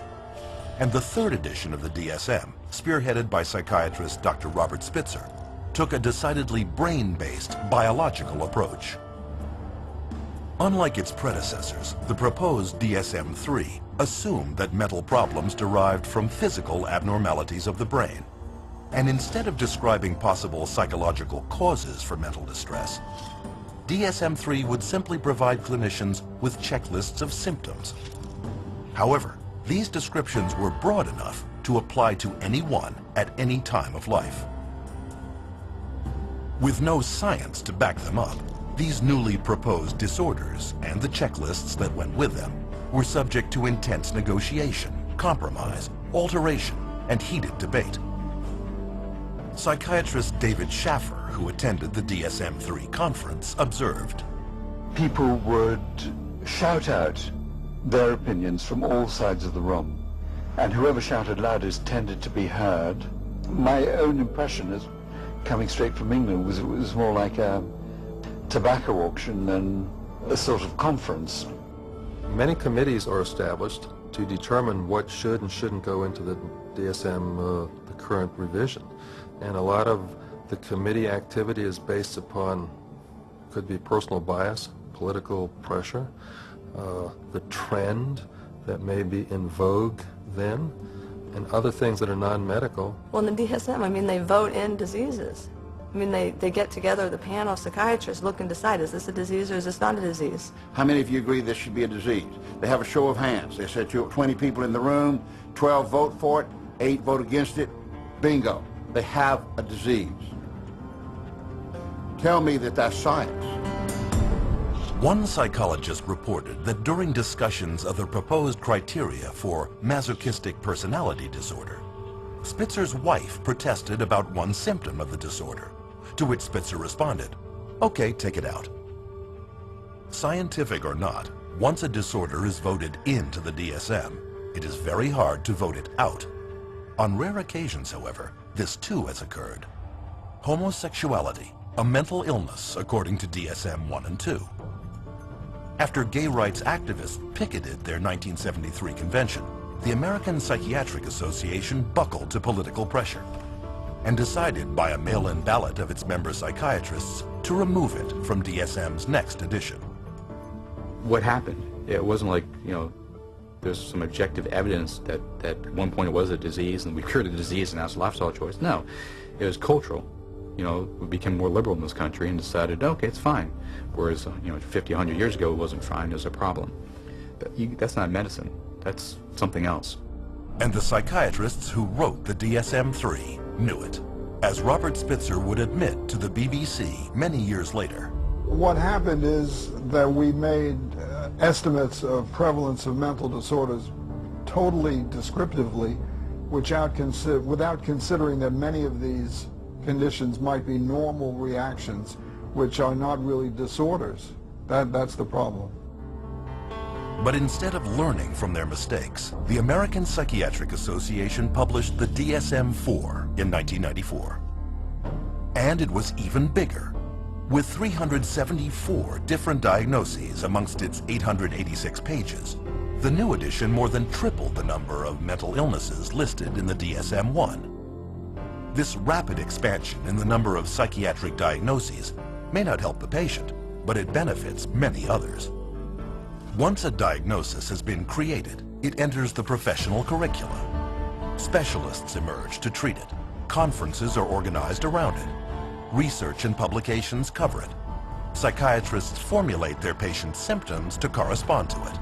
And drugs are prescribed for it. The DSM, in short, was no longer a manual, but a full-fledged industry. The DSM, although it is our Bible, it becomes the Bible and it becomes tantamount to, the tablet coming down from Mount Sinai, not just for psychiatry and psychology, but for insurance companies, for the legal profession. It comes into play as far as sentencing.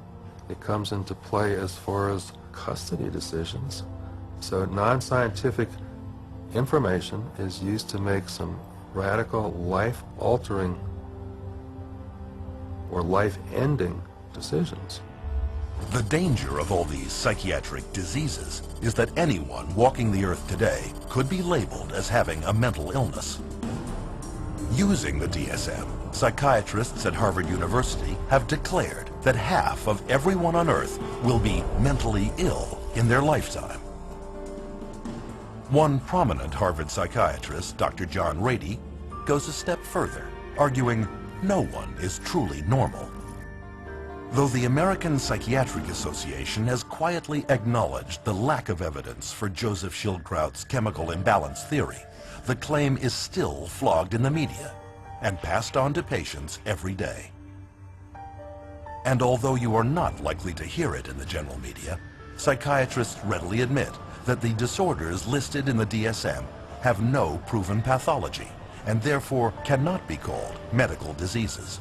If you were to be confronted with someone saying that the DSM is not backed up by science, what do you have to say about that? Oh, I would say that they're entirely right. No, the DSM is not science. I think there are non-scientific elements, political aspects of it that influence it. Yeah, absolutely. DSM-4 is still far away from science. The DSM system is far from perfect, but it's the best we have. DSM stands for diagnosis as a source of money. It brings in a lot of money. Nonetheless, the next edition, DSM-5, is in the planning stages and is due to be published in 2012. And this time, the negotiation for the next new psychiatric diseases is being held in secret. But we do know some of the new disorders under consideration. One is Internet addiction disorder, originally presented as a joke in a 1997 New Yorker article. Regardless, it is now claimed that 25 million people may qualify as compulsive surfers. Other disorders contemplated for DSM-5 include compulsive shopping disorder, binge eating, apathy disorder, parental alienation syndrome, relational disorder, intermittent explosive disorder, road rage. All potential disease categories with psychotropic drugs waiting to be assigned to them. According to the APA, 19 of the 27 psychiatrists on the top panel deciding on what illnesses to include in the next edition of the DSM have financial ties to drug companies. The situation got so bad that the architect of DSM-3, Robert Spitzer, and DSM-4 editor Alan Francis went public, warning the APA might well be accused of a conflict of interest in fashioning DSM-5 to create new patients for psychiatrists and new customers for pharmaceutical companies. But the psychiatric community has decided not to address this issue, and for good reason. Today, psychiatric drugging rakes in over $80 billion a year for pharmaceutical companies. And with every new edition of the DSM, the diagnoses have not only expanded in number, but cast a wider net to encompass such population segments as senior citizens, the military, pregnant women, and even children. In my training, when I first started this, they told us that they would not give a bipolar diagnosis for a child under 18. These days, I see children diagnosed with bipolar disorder at 5 and 6 years old. A 2-year-old can be throwing a temper tantrum and then stop and be fine. Anybody that's a parent has seen that happen. That doesn't mean they're mentally ill. It means they're 2-year-olds. Dysfunction, agitation, facial, involuntary movements of the face. Some of the psychiatrists in their books describe the tongue darting in and out of the mouth as an adverse side effect of SSRI drugs. Within 10 years, staggering details of side effects such as violence and suicide could no longer be ignored, with an estimated 3.9 million adverse events on Prozac alone. Black box warnings alerting the public to significant risks of violence and suicide were issued, once again against loud protests from drug companies and organized psychiatry. But when the patents of antidepressants expired, just as predictably, psychiatrists and drug makers finally admitted the truth. But now they claimed here was a new scientific breakthrough that would change everything. A new class of drugs called the atypical antipsychotic, newly approved to treat both schizophrenia and a then obscure mental disorder dubbed bipolar disorder. Suddenly, the diagnosis of bipolar disorder became the rage, with diagnosis rates soaring by thousands of percentage points in a matter of years. What is clear is that the patents run out, and the drug companies are always looking to maximize their profits, so they research new drugs, and they can keep them patented for about 17 years and charge monopoly prices. And then when the patent wears off, often the next one comes along. Soon, however, atypical antipsychotics, like all their predecessors, were revealed as having crippling and even deadly side effects, such as obesity, diabetes, and even heart problems, along with questionable efficacy and almost certain dependency. Pharmaceutical companies are trying to get away from the old style thorazines and into the new antipsychotics, and we know that they're no better. So today's new and improved antipsychotic is no better than the old thorazine, which was the miracle drug for psychiatry. Today, the same cycle continues, with breathless news coverage of new chemical treatments promoted as breakthroughs. Even hallucinogens such as LSD and ecstasy are now being tested for future psychiatric prescription. Psychiatry has a wonderful history of coming up with one label after another, all to cover up their own inadequacies and their own inability to get a product, which means to cure somebody or to truly honestly help somebody. So their solution is always, let's come up with another syndrome that person has. It's one alphabet soup label after another. And just when the public starts catching on to that the experts may be telling us a story, we move on to the next realm of drugs. Psychiatry has become basically pharmaceutical management in America. That's what psychiatrists do. If you went to a surgeon, you would expect to get cut. If you go to psychiatrists, you expect to get medicated. That's what psychiatrists do. A century and a half later, two questions remain. Where is the science that backs psychiatry up? And how long will the public continue to be fooled by false hopes, hype, and outright lies?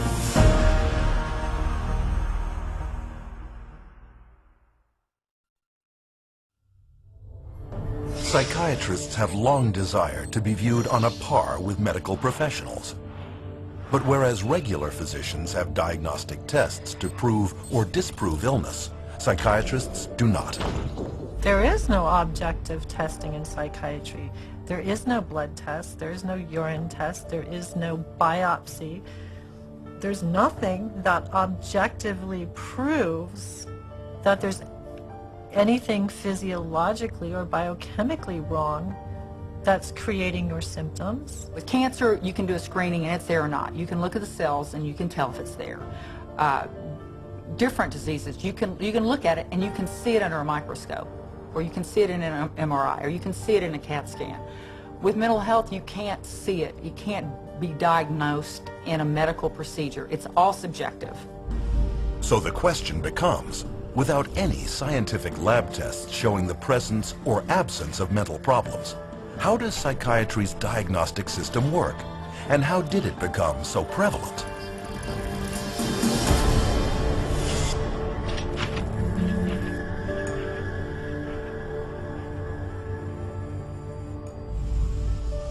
Psychiatry's search for scientific grounding has been going on for well over a century. In the late 19th century, German psychiatrist Emil Kraepelin was the first to attempt to classify mental problems as medical disease states. Though he devoted his life attempting to prove that these problems came exclusively from biological and hereditary sources, he never could, finally concluding it was nearly impossible to scientifically distinguish the normal from the insane. In spite of Kraepelin's findings, psychiatrists persisted, with many efforts at classification throughout the years, resulting in the first edition of the Diagnostic and Statistical Manual of Mental Disorders, published by the American Psychiatric Association in 1952. A small spiral-bound 130-page handbook, DSM-1 described 112 so-called mental disorders, based not on standard scientific procedure, but contributions from a write-in ballot mailed to 10% of the APA's member psychiatrists. With the release of its second edition in 1968, the DSM had now grown to 145 disorders, still not based on any science, though packed with theories on the origins of its illnesses. But with the sudden surge in popularity of psychiatric drugs such as Miltown and Valium among the general public, the psychiatric community realized that a biological explanation to justify prescribing them had to be found. And they found it in a paper written by psychiatrist Dr. Joseph Schildkraut. Though he had no means of discovering what normal brain chemistry should consist of, Schildkraut theorized that mental problems might be caused by a biochemical imbalance of neurotransmitters in the brain. It's a great line, the chemical imbalance.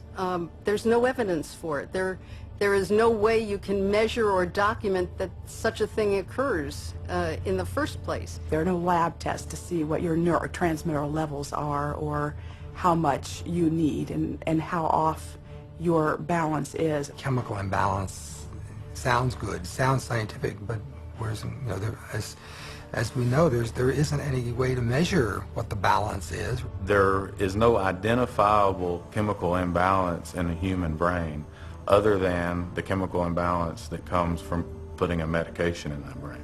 And so we've been sold that there's a chemical imbalance, but there's no science to back that up. Though Schildkraut was never able to prove his chemical imbalance theory, it was too late. The psychiatric community had already adopted the theory as a plausible-sounding medical explanation for the mental disorders listed in the DSM. But without a test confirming a chemical imbalance, psychiatrists were still bedeviled by a severe inconsistency of diagnosis. Not only that, but psychiatrists were often unable to tell the sane from the insane. This point was driven home in 1972 in the famous Rosenhan experiment, where a total of 8 perfectly healthy volunteers each presented themselves at a mental institution, claiming to hear voices in their head that only said the words empty, hollow, or thud. No other psychiatric symptoms were stated. The result, each of the volunteers, including Dr. David Rosenhan himself, was immediately committed into the institution. The moment we were admitted to the hospital, we abandoned our symptom, and we behaved the way we usually behave. The question was, would anyone detect that we were sane? The answer was, no. No one ever did. All but one was diagnosed as schizophrenic. They were only discharged after admitting they were indeed mentally ill and in remission. After learning of the experiment, the psychiatric community was furious. One hospital challenged Rosenhan to send in more volunteers, promising to catch every one of the fake patients. It was considered the chemical lobotomy. Instead of cutting off the frontal lobes of the brain with an ice pick, you didn't have to do that kind of surgery. You could do it with a drug. Thorazine proved so lucrative in immobilizing patients exhibiting unwanted behavior that its maker, SmithKline & French, organized a major promotional campaign around the drug, including paying influential psychiatrists as speakers, organizing media campaigns, and even producing national television shows, a prelude to the mass drug marketing we see all around us today. Thorazine at that time was thought of as a miracle because it was able to reduce the symptoms of psychosis and schizophrenia at that time that they knew about it, and it emptied all of the psychiatric housing units. The campaign was wildly successful. SmithKline & French's income soared by over 500% in the following 2 decades, with Thorazine supplying over a third of the drug company's revenues in 1970. Eventually, an estimated 250 million people worldwide had been on Thorazine and drugs in its class, 23% more than the entire population of the United States. The floodgates had been opened. SKF and the psychiatrists on its payroll had proved that through marketing, there could be big money in psychiatric drugs. But it wasn't long before Thorazine was revealed to have problems of its own. Thorazine chronically led to really serious problems such as tardive dyskinesia, which is a movement disorder that's very, very bothersome, and supposedly it's irreversible. The tongue darting, you know, the muscle jerking, you know, the eyes rolling back in the head. Most people were sometimes permanently damaged by it. So they were going to have to live their life with this neurological problem that was actually created by the pharmaceutical industry with their medication. Because Thorazine so hindered mental functioning, its use had to be limited to institutions. But with big money at stake, the race was on to discover a psychiatric drug that could be taken out of the institutions and into the hands of a much wider, vaster, and more lucrative market, the general public. Since they were emptying the institutions of all these psychotic patients with the advent of Thorazine, now they had to find different ways to treat people. So what better way than to go into the community and have an office and bring in your everyday person, or your executive under high stress, or mama who's taking care of all the kids, and they needed some way to create a therapy for them. In 1955, that drug was approved. Its name was Miltown, the first of the so-called minor tranquilizers.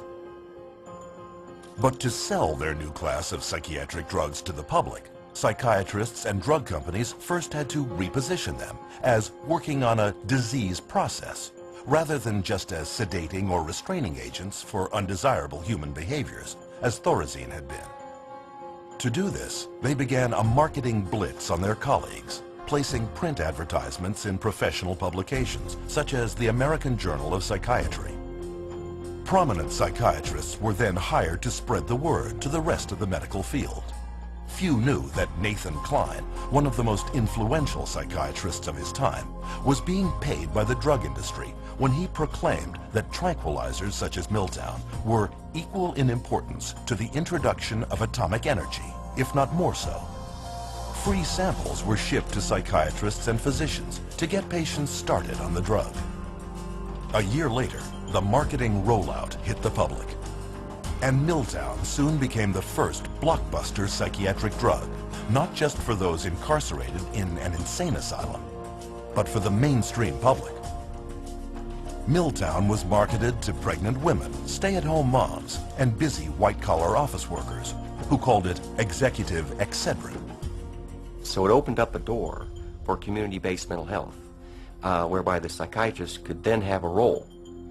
So they became very closely associated with the pharmaceutical industry, and they were demanding as well to come up with better things for mom and pop and the executive and the superstar Hollywood actress or actor, and soon, you know, it became a fashion to take some of these medications. By the 1960s, 36 million prescriptions for Miltown had been filled in the United States alone, accounting for $200 million in sales, an amount unheard of at that time for any psychiatric drug.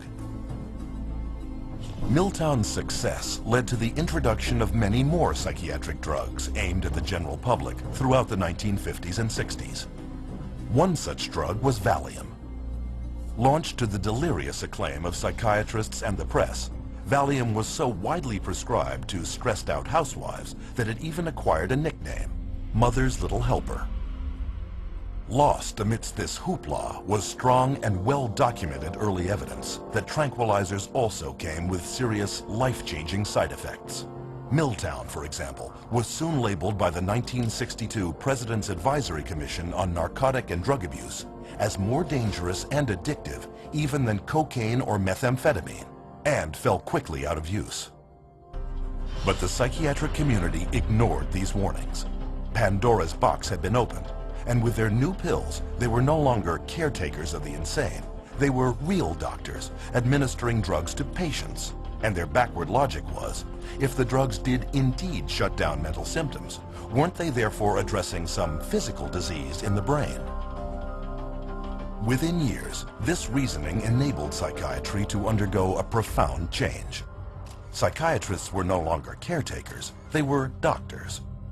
Mental complaints were no longer psychological, they were symptoms of disease. And to treat them, psychiatrists wrote them prescriptions. It's all about money. The use of writing prescriptions and having an income from people coming in and getting their prescriptions and this, that, and the other is what revived the psychiatric community. It was the thing that put them back where they were earning money again.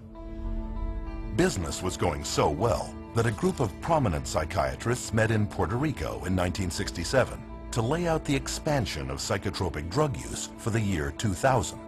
According to organizing psychiatrist Dr. Wayne O. Evans, psychomedication is now an accepted way of life, and the search for the just right pill has become the goal for many people. by the early 1980s, Valium had become the most widely prescribed drug of any kind in the Western world. In 1978 alone, nearly 2.3 billion tablets sold, enough to medicate 1/2 of the world population. The business of psychotropic drugging had gotten so out of hand that at a 1979 hearing on the use and abuse of benzodiazepines, one United States senator commented that the whole pitch appears to be to sell, market, sell, and market. But bigger things were yet to come. The next drug that became a rage was Prozac. And of course, Prozac was not for anxiety, but for depression.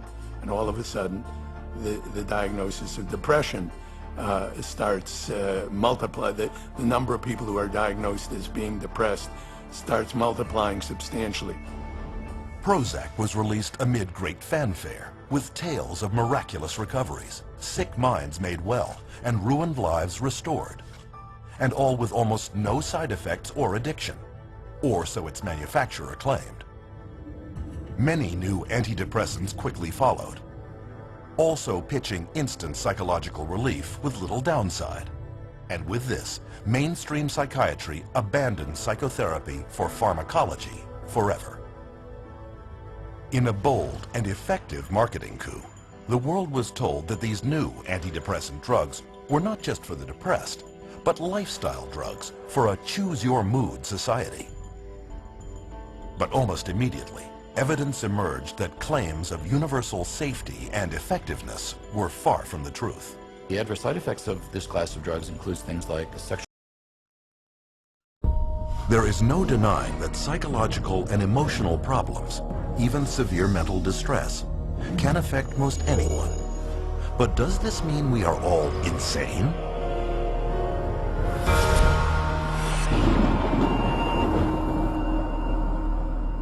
What causes psychological distress? Early psychiatrists thought it was an imbalance of the humors that could only be cured by bleeding patients with knives or leeches.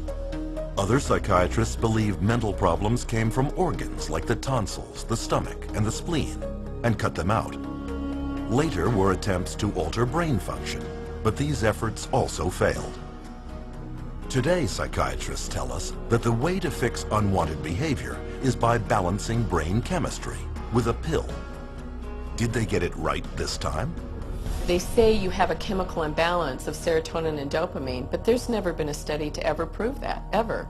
It's just been indoctrinated into the culture and television advertising to the point where people now believe it is fact. Despite this lack of evidence, psychiatrists will tell you that psychotropic drugs are just like mainstream medical drugs. Can this be true? The answer is that unlike a drug such as insulin that corrects a measurable and proven imbalance in the body, psychotropic medications have no visible or measurable physical abnormality to correct. Here is evidence of a bacterial infection. Here is the psychiatric disorder, attention deficit hyperactivity disorder. Here is a broken arm. Here is major depressive disorder. This is a brain tumor. And this is bipolar disorder. Which raises the question, how can you medicate something that is not physically there? The answer is, you can't. And furthermore, because psychotropic drugs are specifically designed to get past the body's natural defenses and into the brain, they can upset the very delicate processes the brain needs to ensure the body runs smoothly. Every time you throw something into the system that's foreign to the system, you're creating imbalances elsewhere within the system. The body changes as a result of taking the medication, so when you stop taking the medication, the body's got to change back to the way it was before, if it can, because it can't always. And in doing so, it disrupts the whole system. This is what creates the sometimes serious side effects. Paxil was the drug that gave me insomnia. I would cry very easily on it, and I completely lost my appetite within the first 2 days of taking it. It didn't help me study, it didn't help me do anything. I didn't even want to do work because I was so sick. Psych meds didn't help me at all. They made matters, I'd say probably like 10 times worse for me, maybe even 20. Only now I was further impaired by the medications, and I started having car accidents. They put me on Zoloft, and it made me want to kill myself. And I realized that those drugs were just destroying me. Even when I was on them, I realized that they were destroying me. In spite of the crippling effects of their drugs, psychiatrists and drug companies have used them to create a huge and lucrative market worth billions. And they've done this by naming more and more of life's problems as medical disorders, requiring psychiatric treatment. For example, shyness becomes social anxiety disorder. Loss of a loved one, major depressive disorder. Homesickness, separation anxiety. Suspicion, paranoid personality disorder. Having ups and downs, bipolar disorder. Distractibility, ADHD. This is why it is almost impossible for anyone to see a psychiatrist today and not be diagnosed with a mental illness. And a diagnosis of mental illness means psychotropic drugs. When a patient goes into a psychiatrist's office and asks for help, probably 98, 99, maybe even 99.9% of people are going to receive a medication. And these medications have been estimated to cause over 700,000 serious adverse reactions a year and 42,000 deaths. Meanwhile, the psychiatric industry rakes in $1/3 trillion a year. The issue isn't whether or not people's emotional problems are real. They are.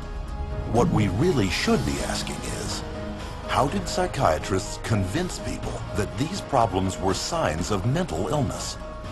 How did they use these illnesses to create a demand by doctors and the public for psychotropic drugs?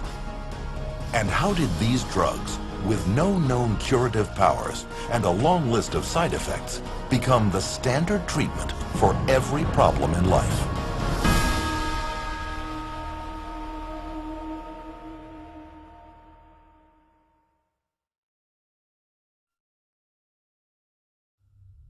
Psychiatrists assert that they have made much progress in the field of mental health over the past century and a half. To prove this, they claim a history of great advancements in the area of psychotropic drugs. But is this parade of brain chemicals the scientific breakthroughs they are leading us to believe?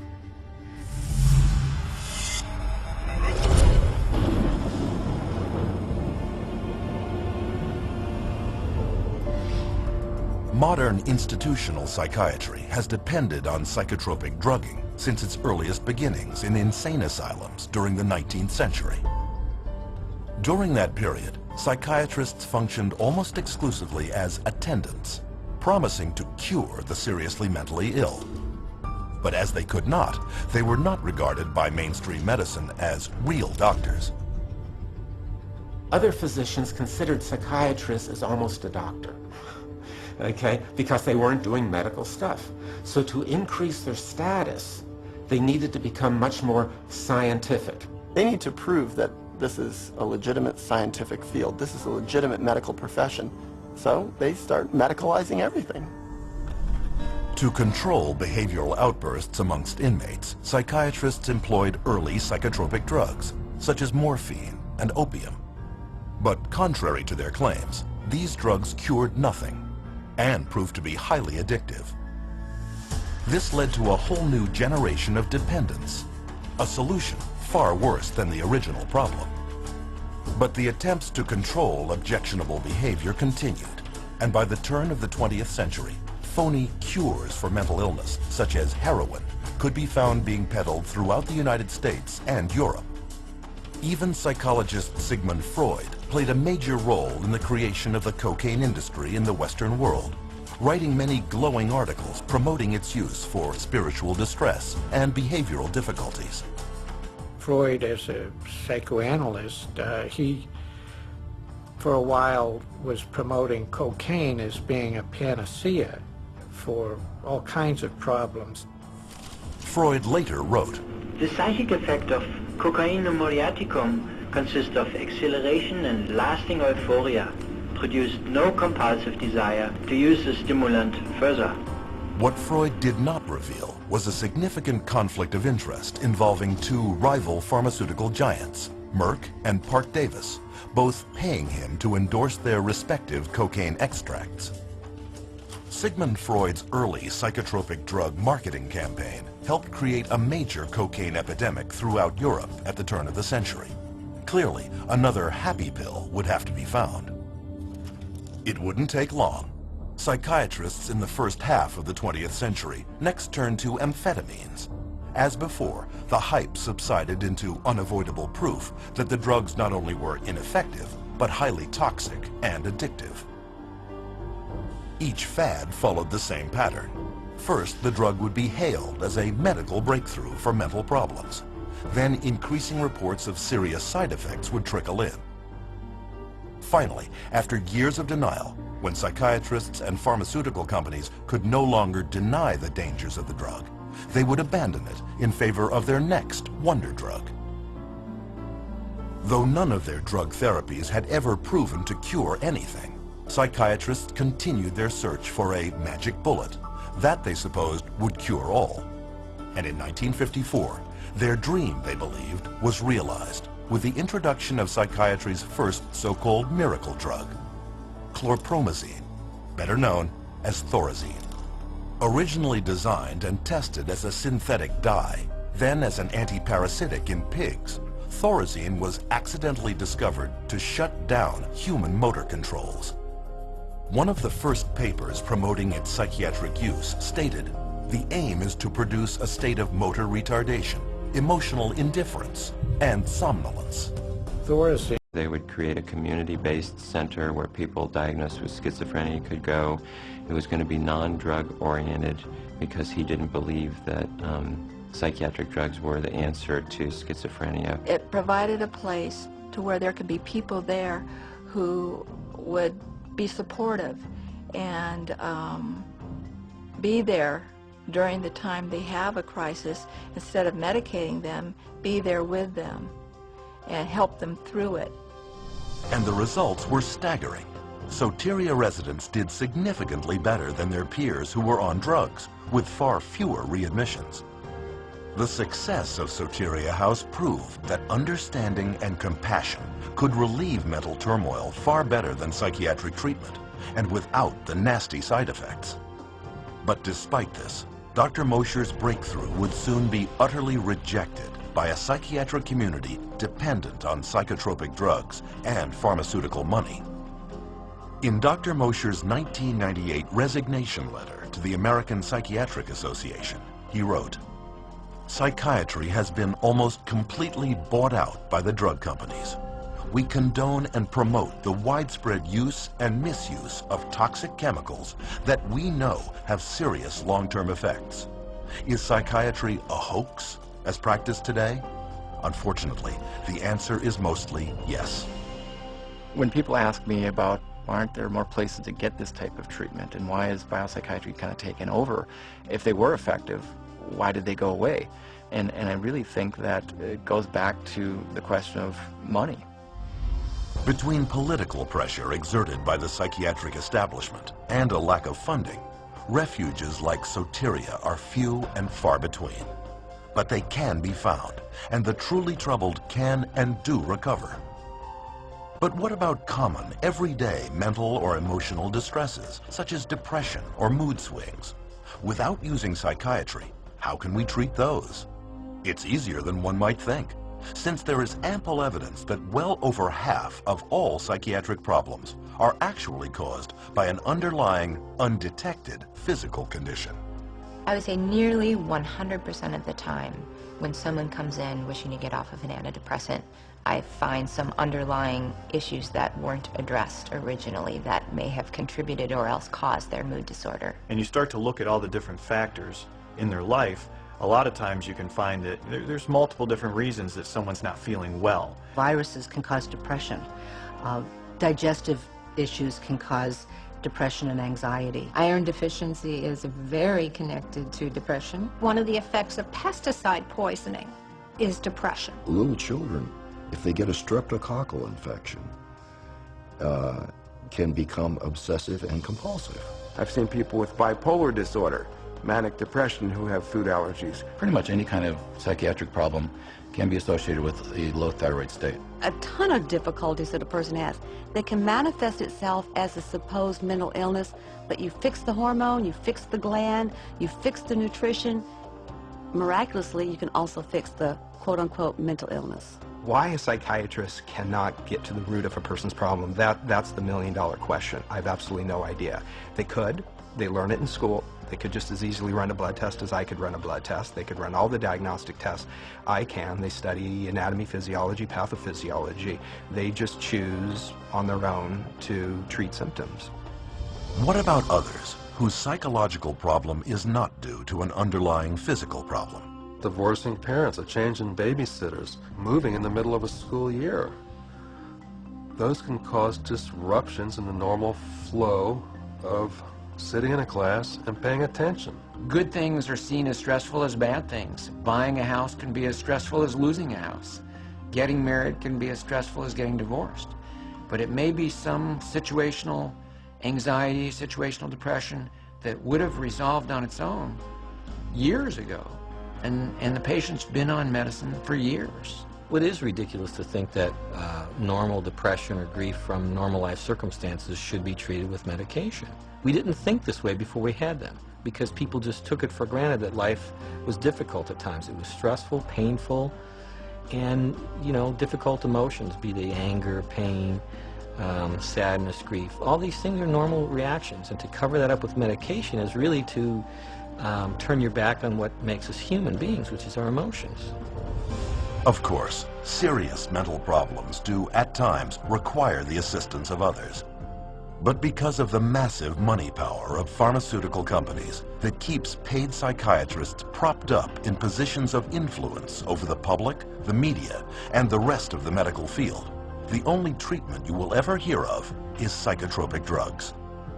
But there is one thing the consumer can do: insist on full and accurate informed consent. Informed consent boils down to the patient must be told about their diagnosis and what the risks and benefits and alternatives are to the treatment. Risks and benefits and alternatives to the treatment, risks, benefits, and alternatives to not treatment. So what are the key points of informed consent when it comes to psychotropic drugs? 1. Psychiatric disorders are not actual diseases requiring medical treatment. 2. There is no scientific proof that psychiatric drugs resolve or cure any mental problems. 3.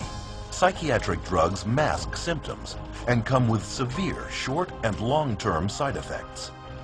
4. Psychiatric drugs can cause dependency and addiction. 5. Most mental problems are caused by an underlying physical illness. 6. No matter how severe the emotional or psychological distress, there are many effective options that do not involve psychiatric drugs. Unfortunately, these points are rarely told to patients. I have over 2,000 clients, and I can honestly say 100% of them that have come to me, it has either been suggested that they take psychiatric drugs or they actually have taken them. And probably 70 to 80% have actually fallen into the trap and taken the psychiatric drugs because they didn't know what else to do. 50% of patients who are not treated for depression come out of it on their own without any therapy. Okay, that's never on an informed consent, but it is a fact. So, there's never a full informed consent. But the truth is coming out. 14 U.S. state laws now severely restrict the psychiatric labeling and drugging of children. And a 2004 federal law prohibits school personnel from forcing parents to medicate their sons or daughters with psychotropics. Meanwhile, the U.S. Food and Drug Administration has slapped their black box warning label on antidepressants for suicide in children and teenagers, and another warning on stimulants for heart attack, stroke, and sudden death in people of all ages. On another front, psychiatric survivors are now successfully pursuing legal remedies for the crippling effects of psychotropic drugs. Since 2005, there have been 50,000 individual product liability and personal injury lawsuits filed against drug companies for damage caused by psychotropic drugs, an average of 34 suits a day.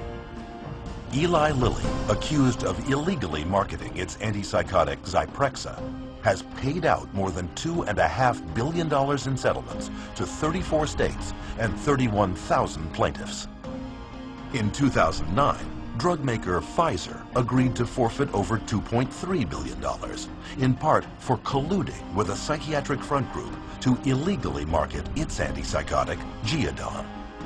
Yet with yearly pharmaceutical revenues around $600 billion, drug companies treat judgments and penalties as just a cost of doing business. In fact, billions have been set aside in advance for just that purpose. The pharmaceutical industry has such a huge financial base that even hundreds of millions of dollars in fines is basically meaningless to them. Fines for some of these transgressions are like petty cash to the big companies. They're more concerned about the reputation that might be damaged by this. The main thing they do there is just try to hide the fact, and the quickest way to hide the fact is to quickly pay the fine and get out of town. And this opens the door to enterprising attorneys, but they have to be prepared. Lawyers need to understand that they do not receive adequate scientific training to conduct these cases by themselves. They need to gather together a team of experts who will help them to do these cases wisely and well. And then other people will begin to see the rates of success that we have had over the last 12 years, doing what I call science-intensive litigation. You have to go to the experts in the field and say, okay, bring your expertise to bear, come to court, and tell people what you know. I have found that there's an overwhelming number of people that when they see the atrocities that have occurred with psychiatry and the way people have been treated, they are very willing to come over and testify against psychiatry and testify against techniques that are being used. The court system is just one area where people are speaking out. You too can help by sharing this documentary with coworkers, clients, patients, friends, and loved ones. In doing so, you will answer our final question. What can I do to protect our world from the scourge of psychiatry and psychotropic drugs? Get the facts at cchr.org.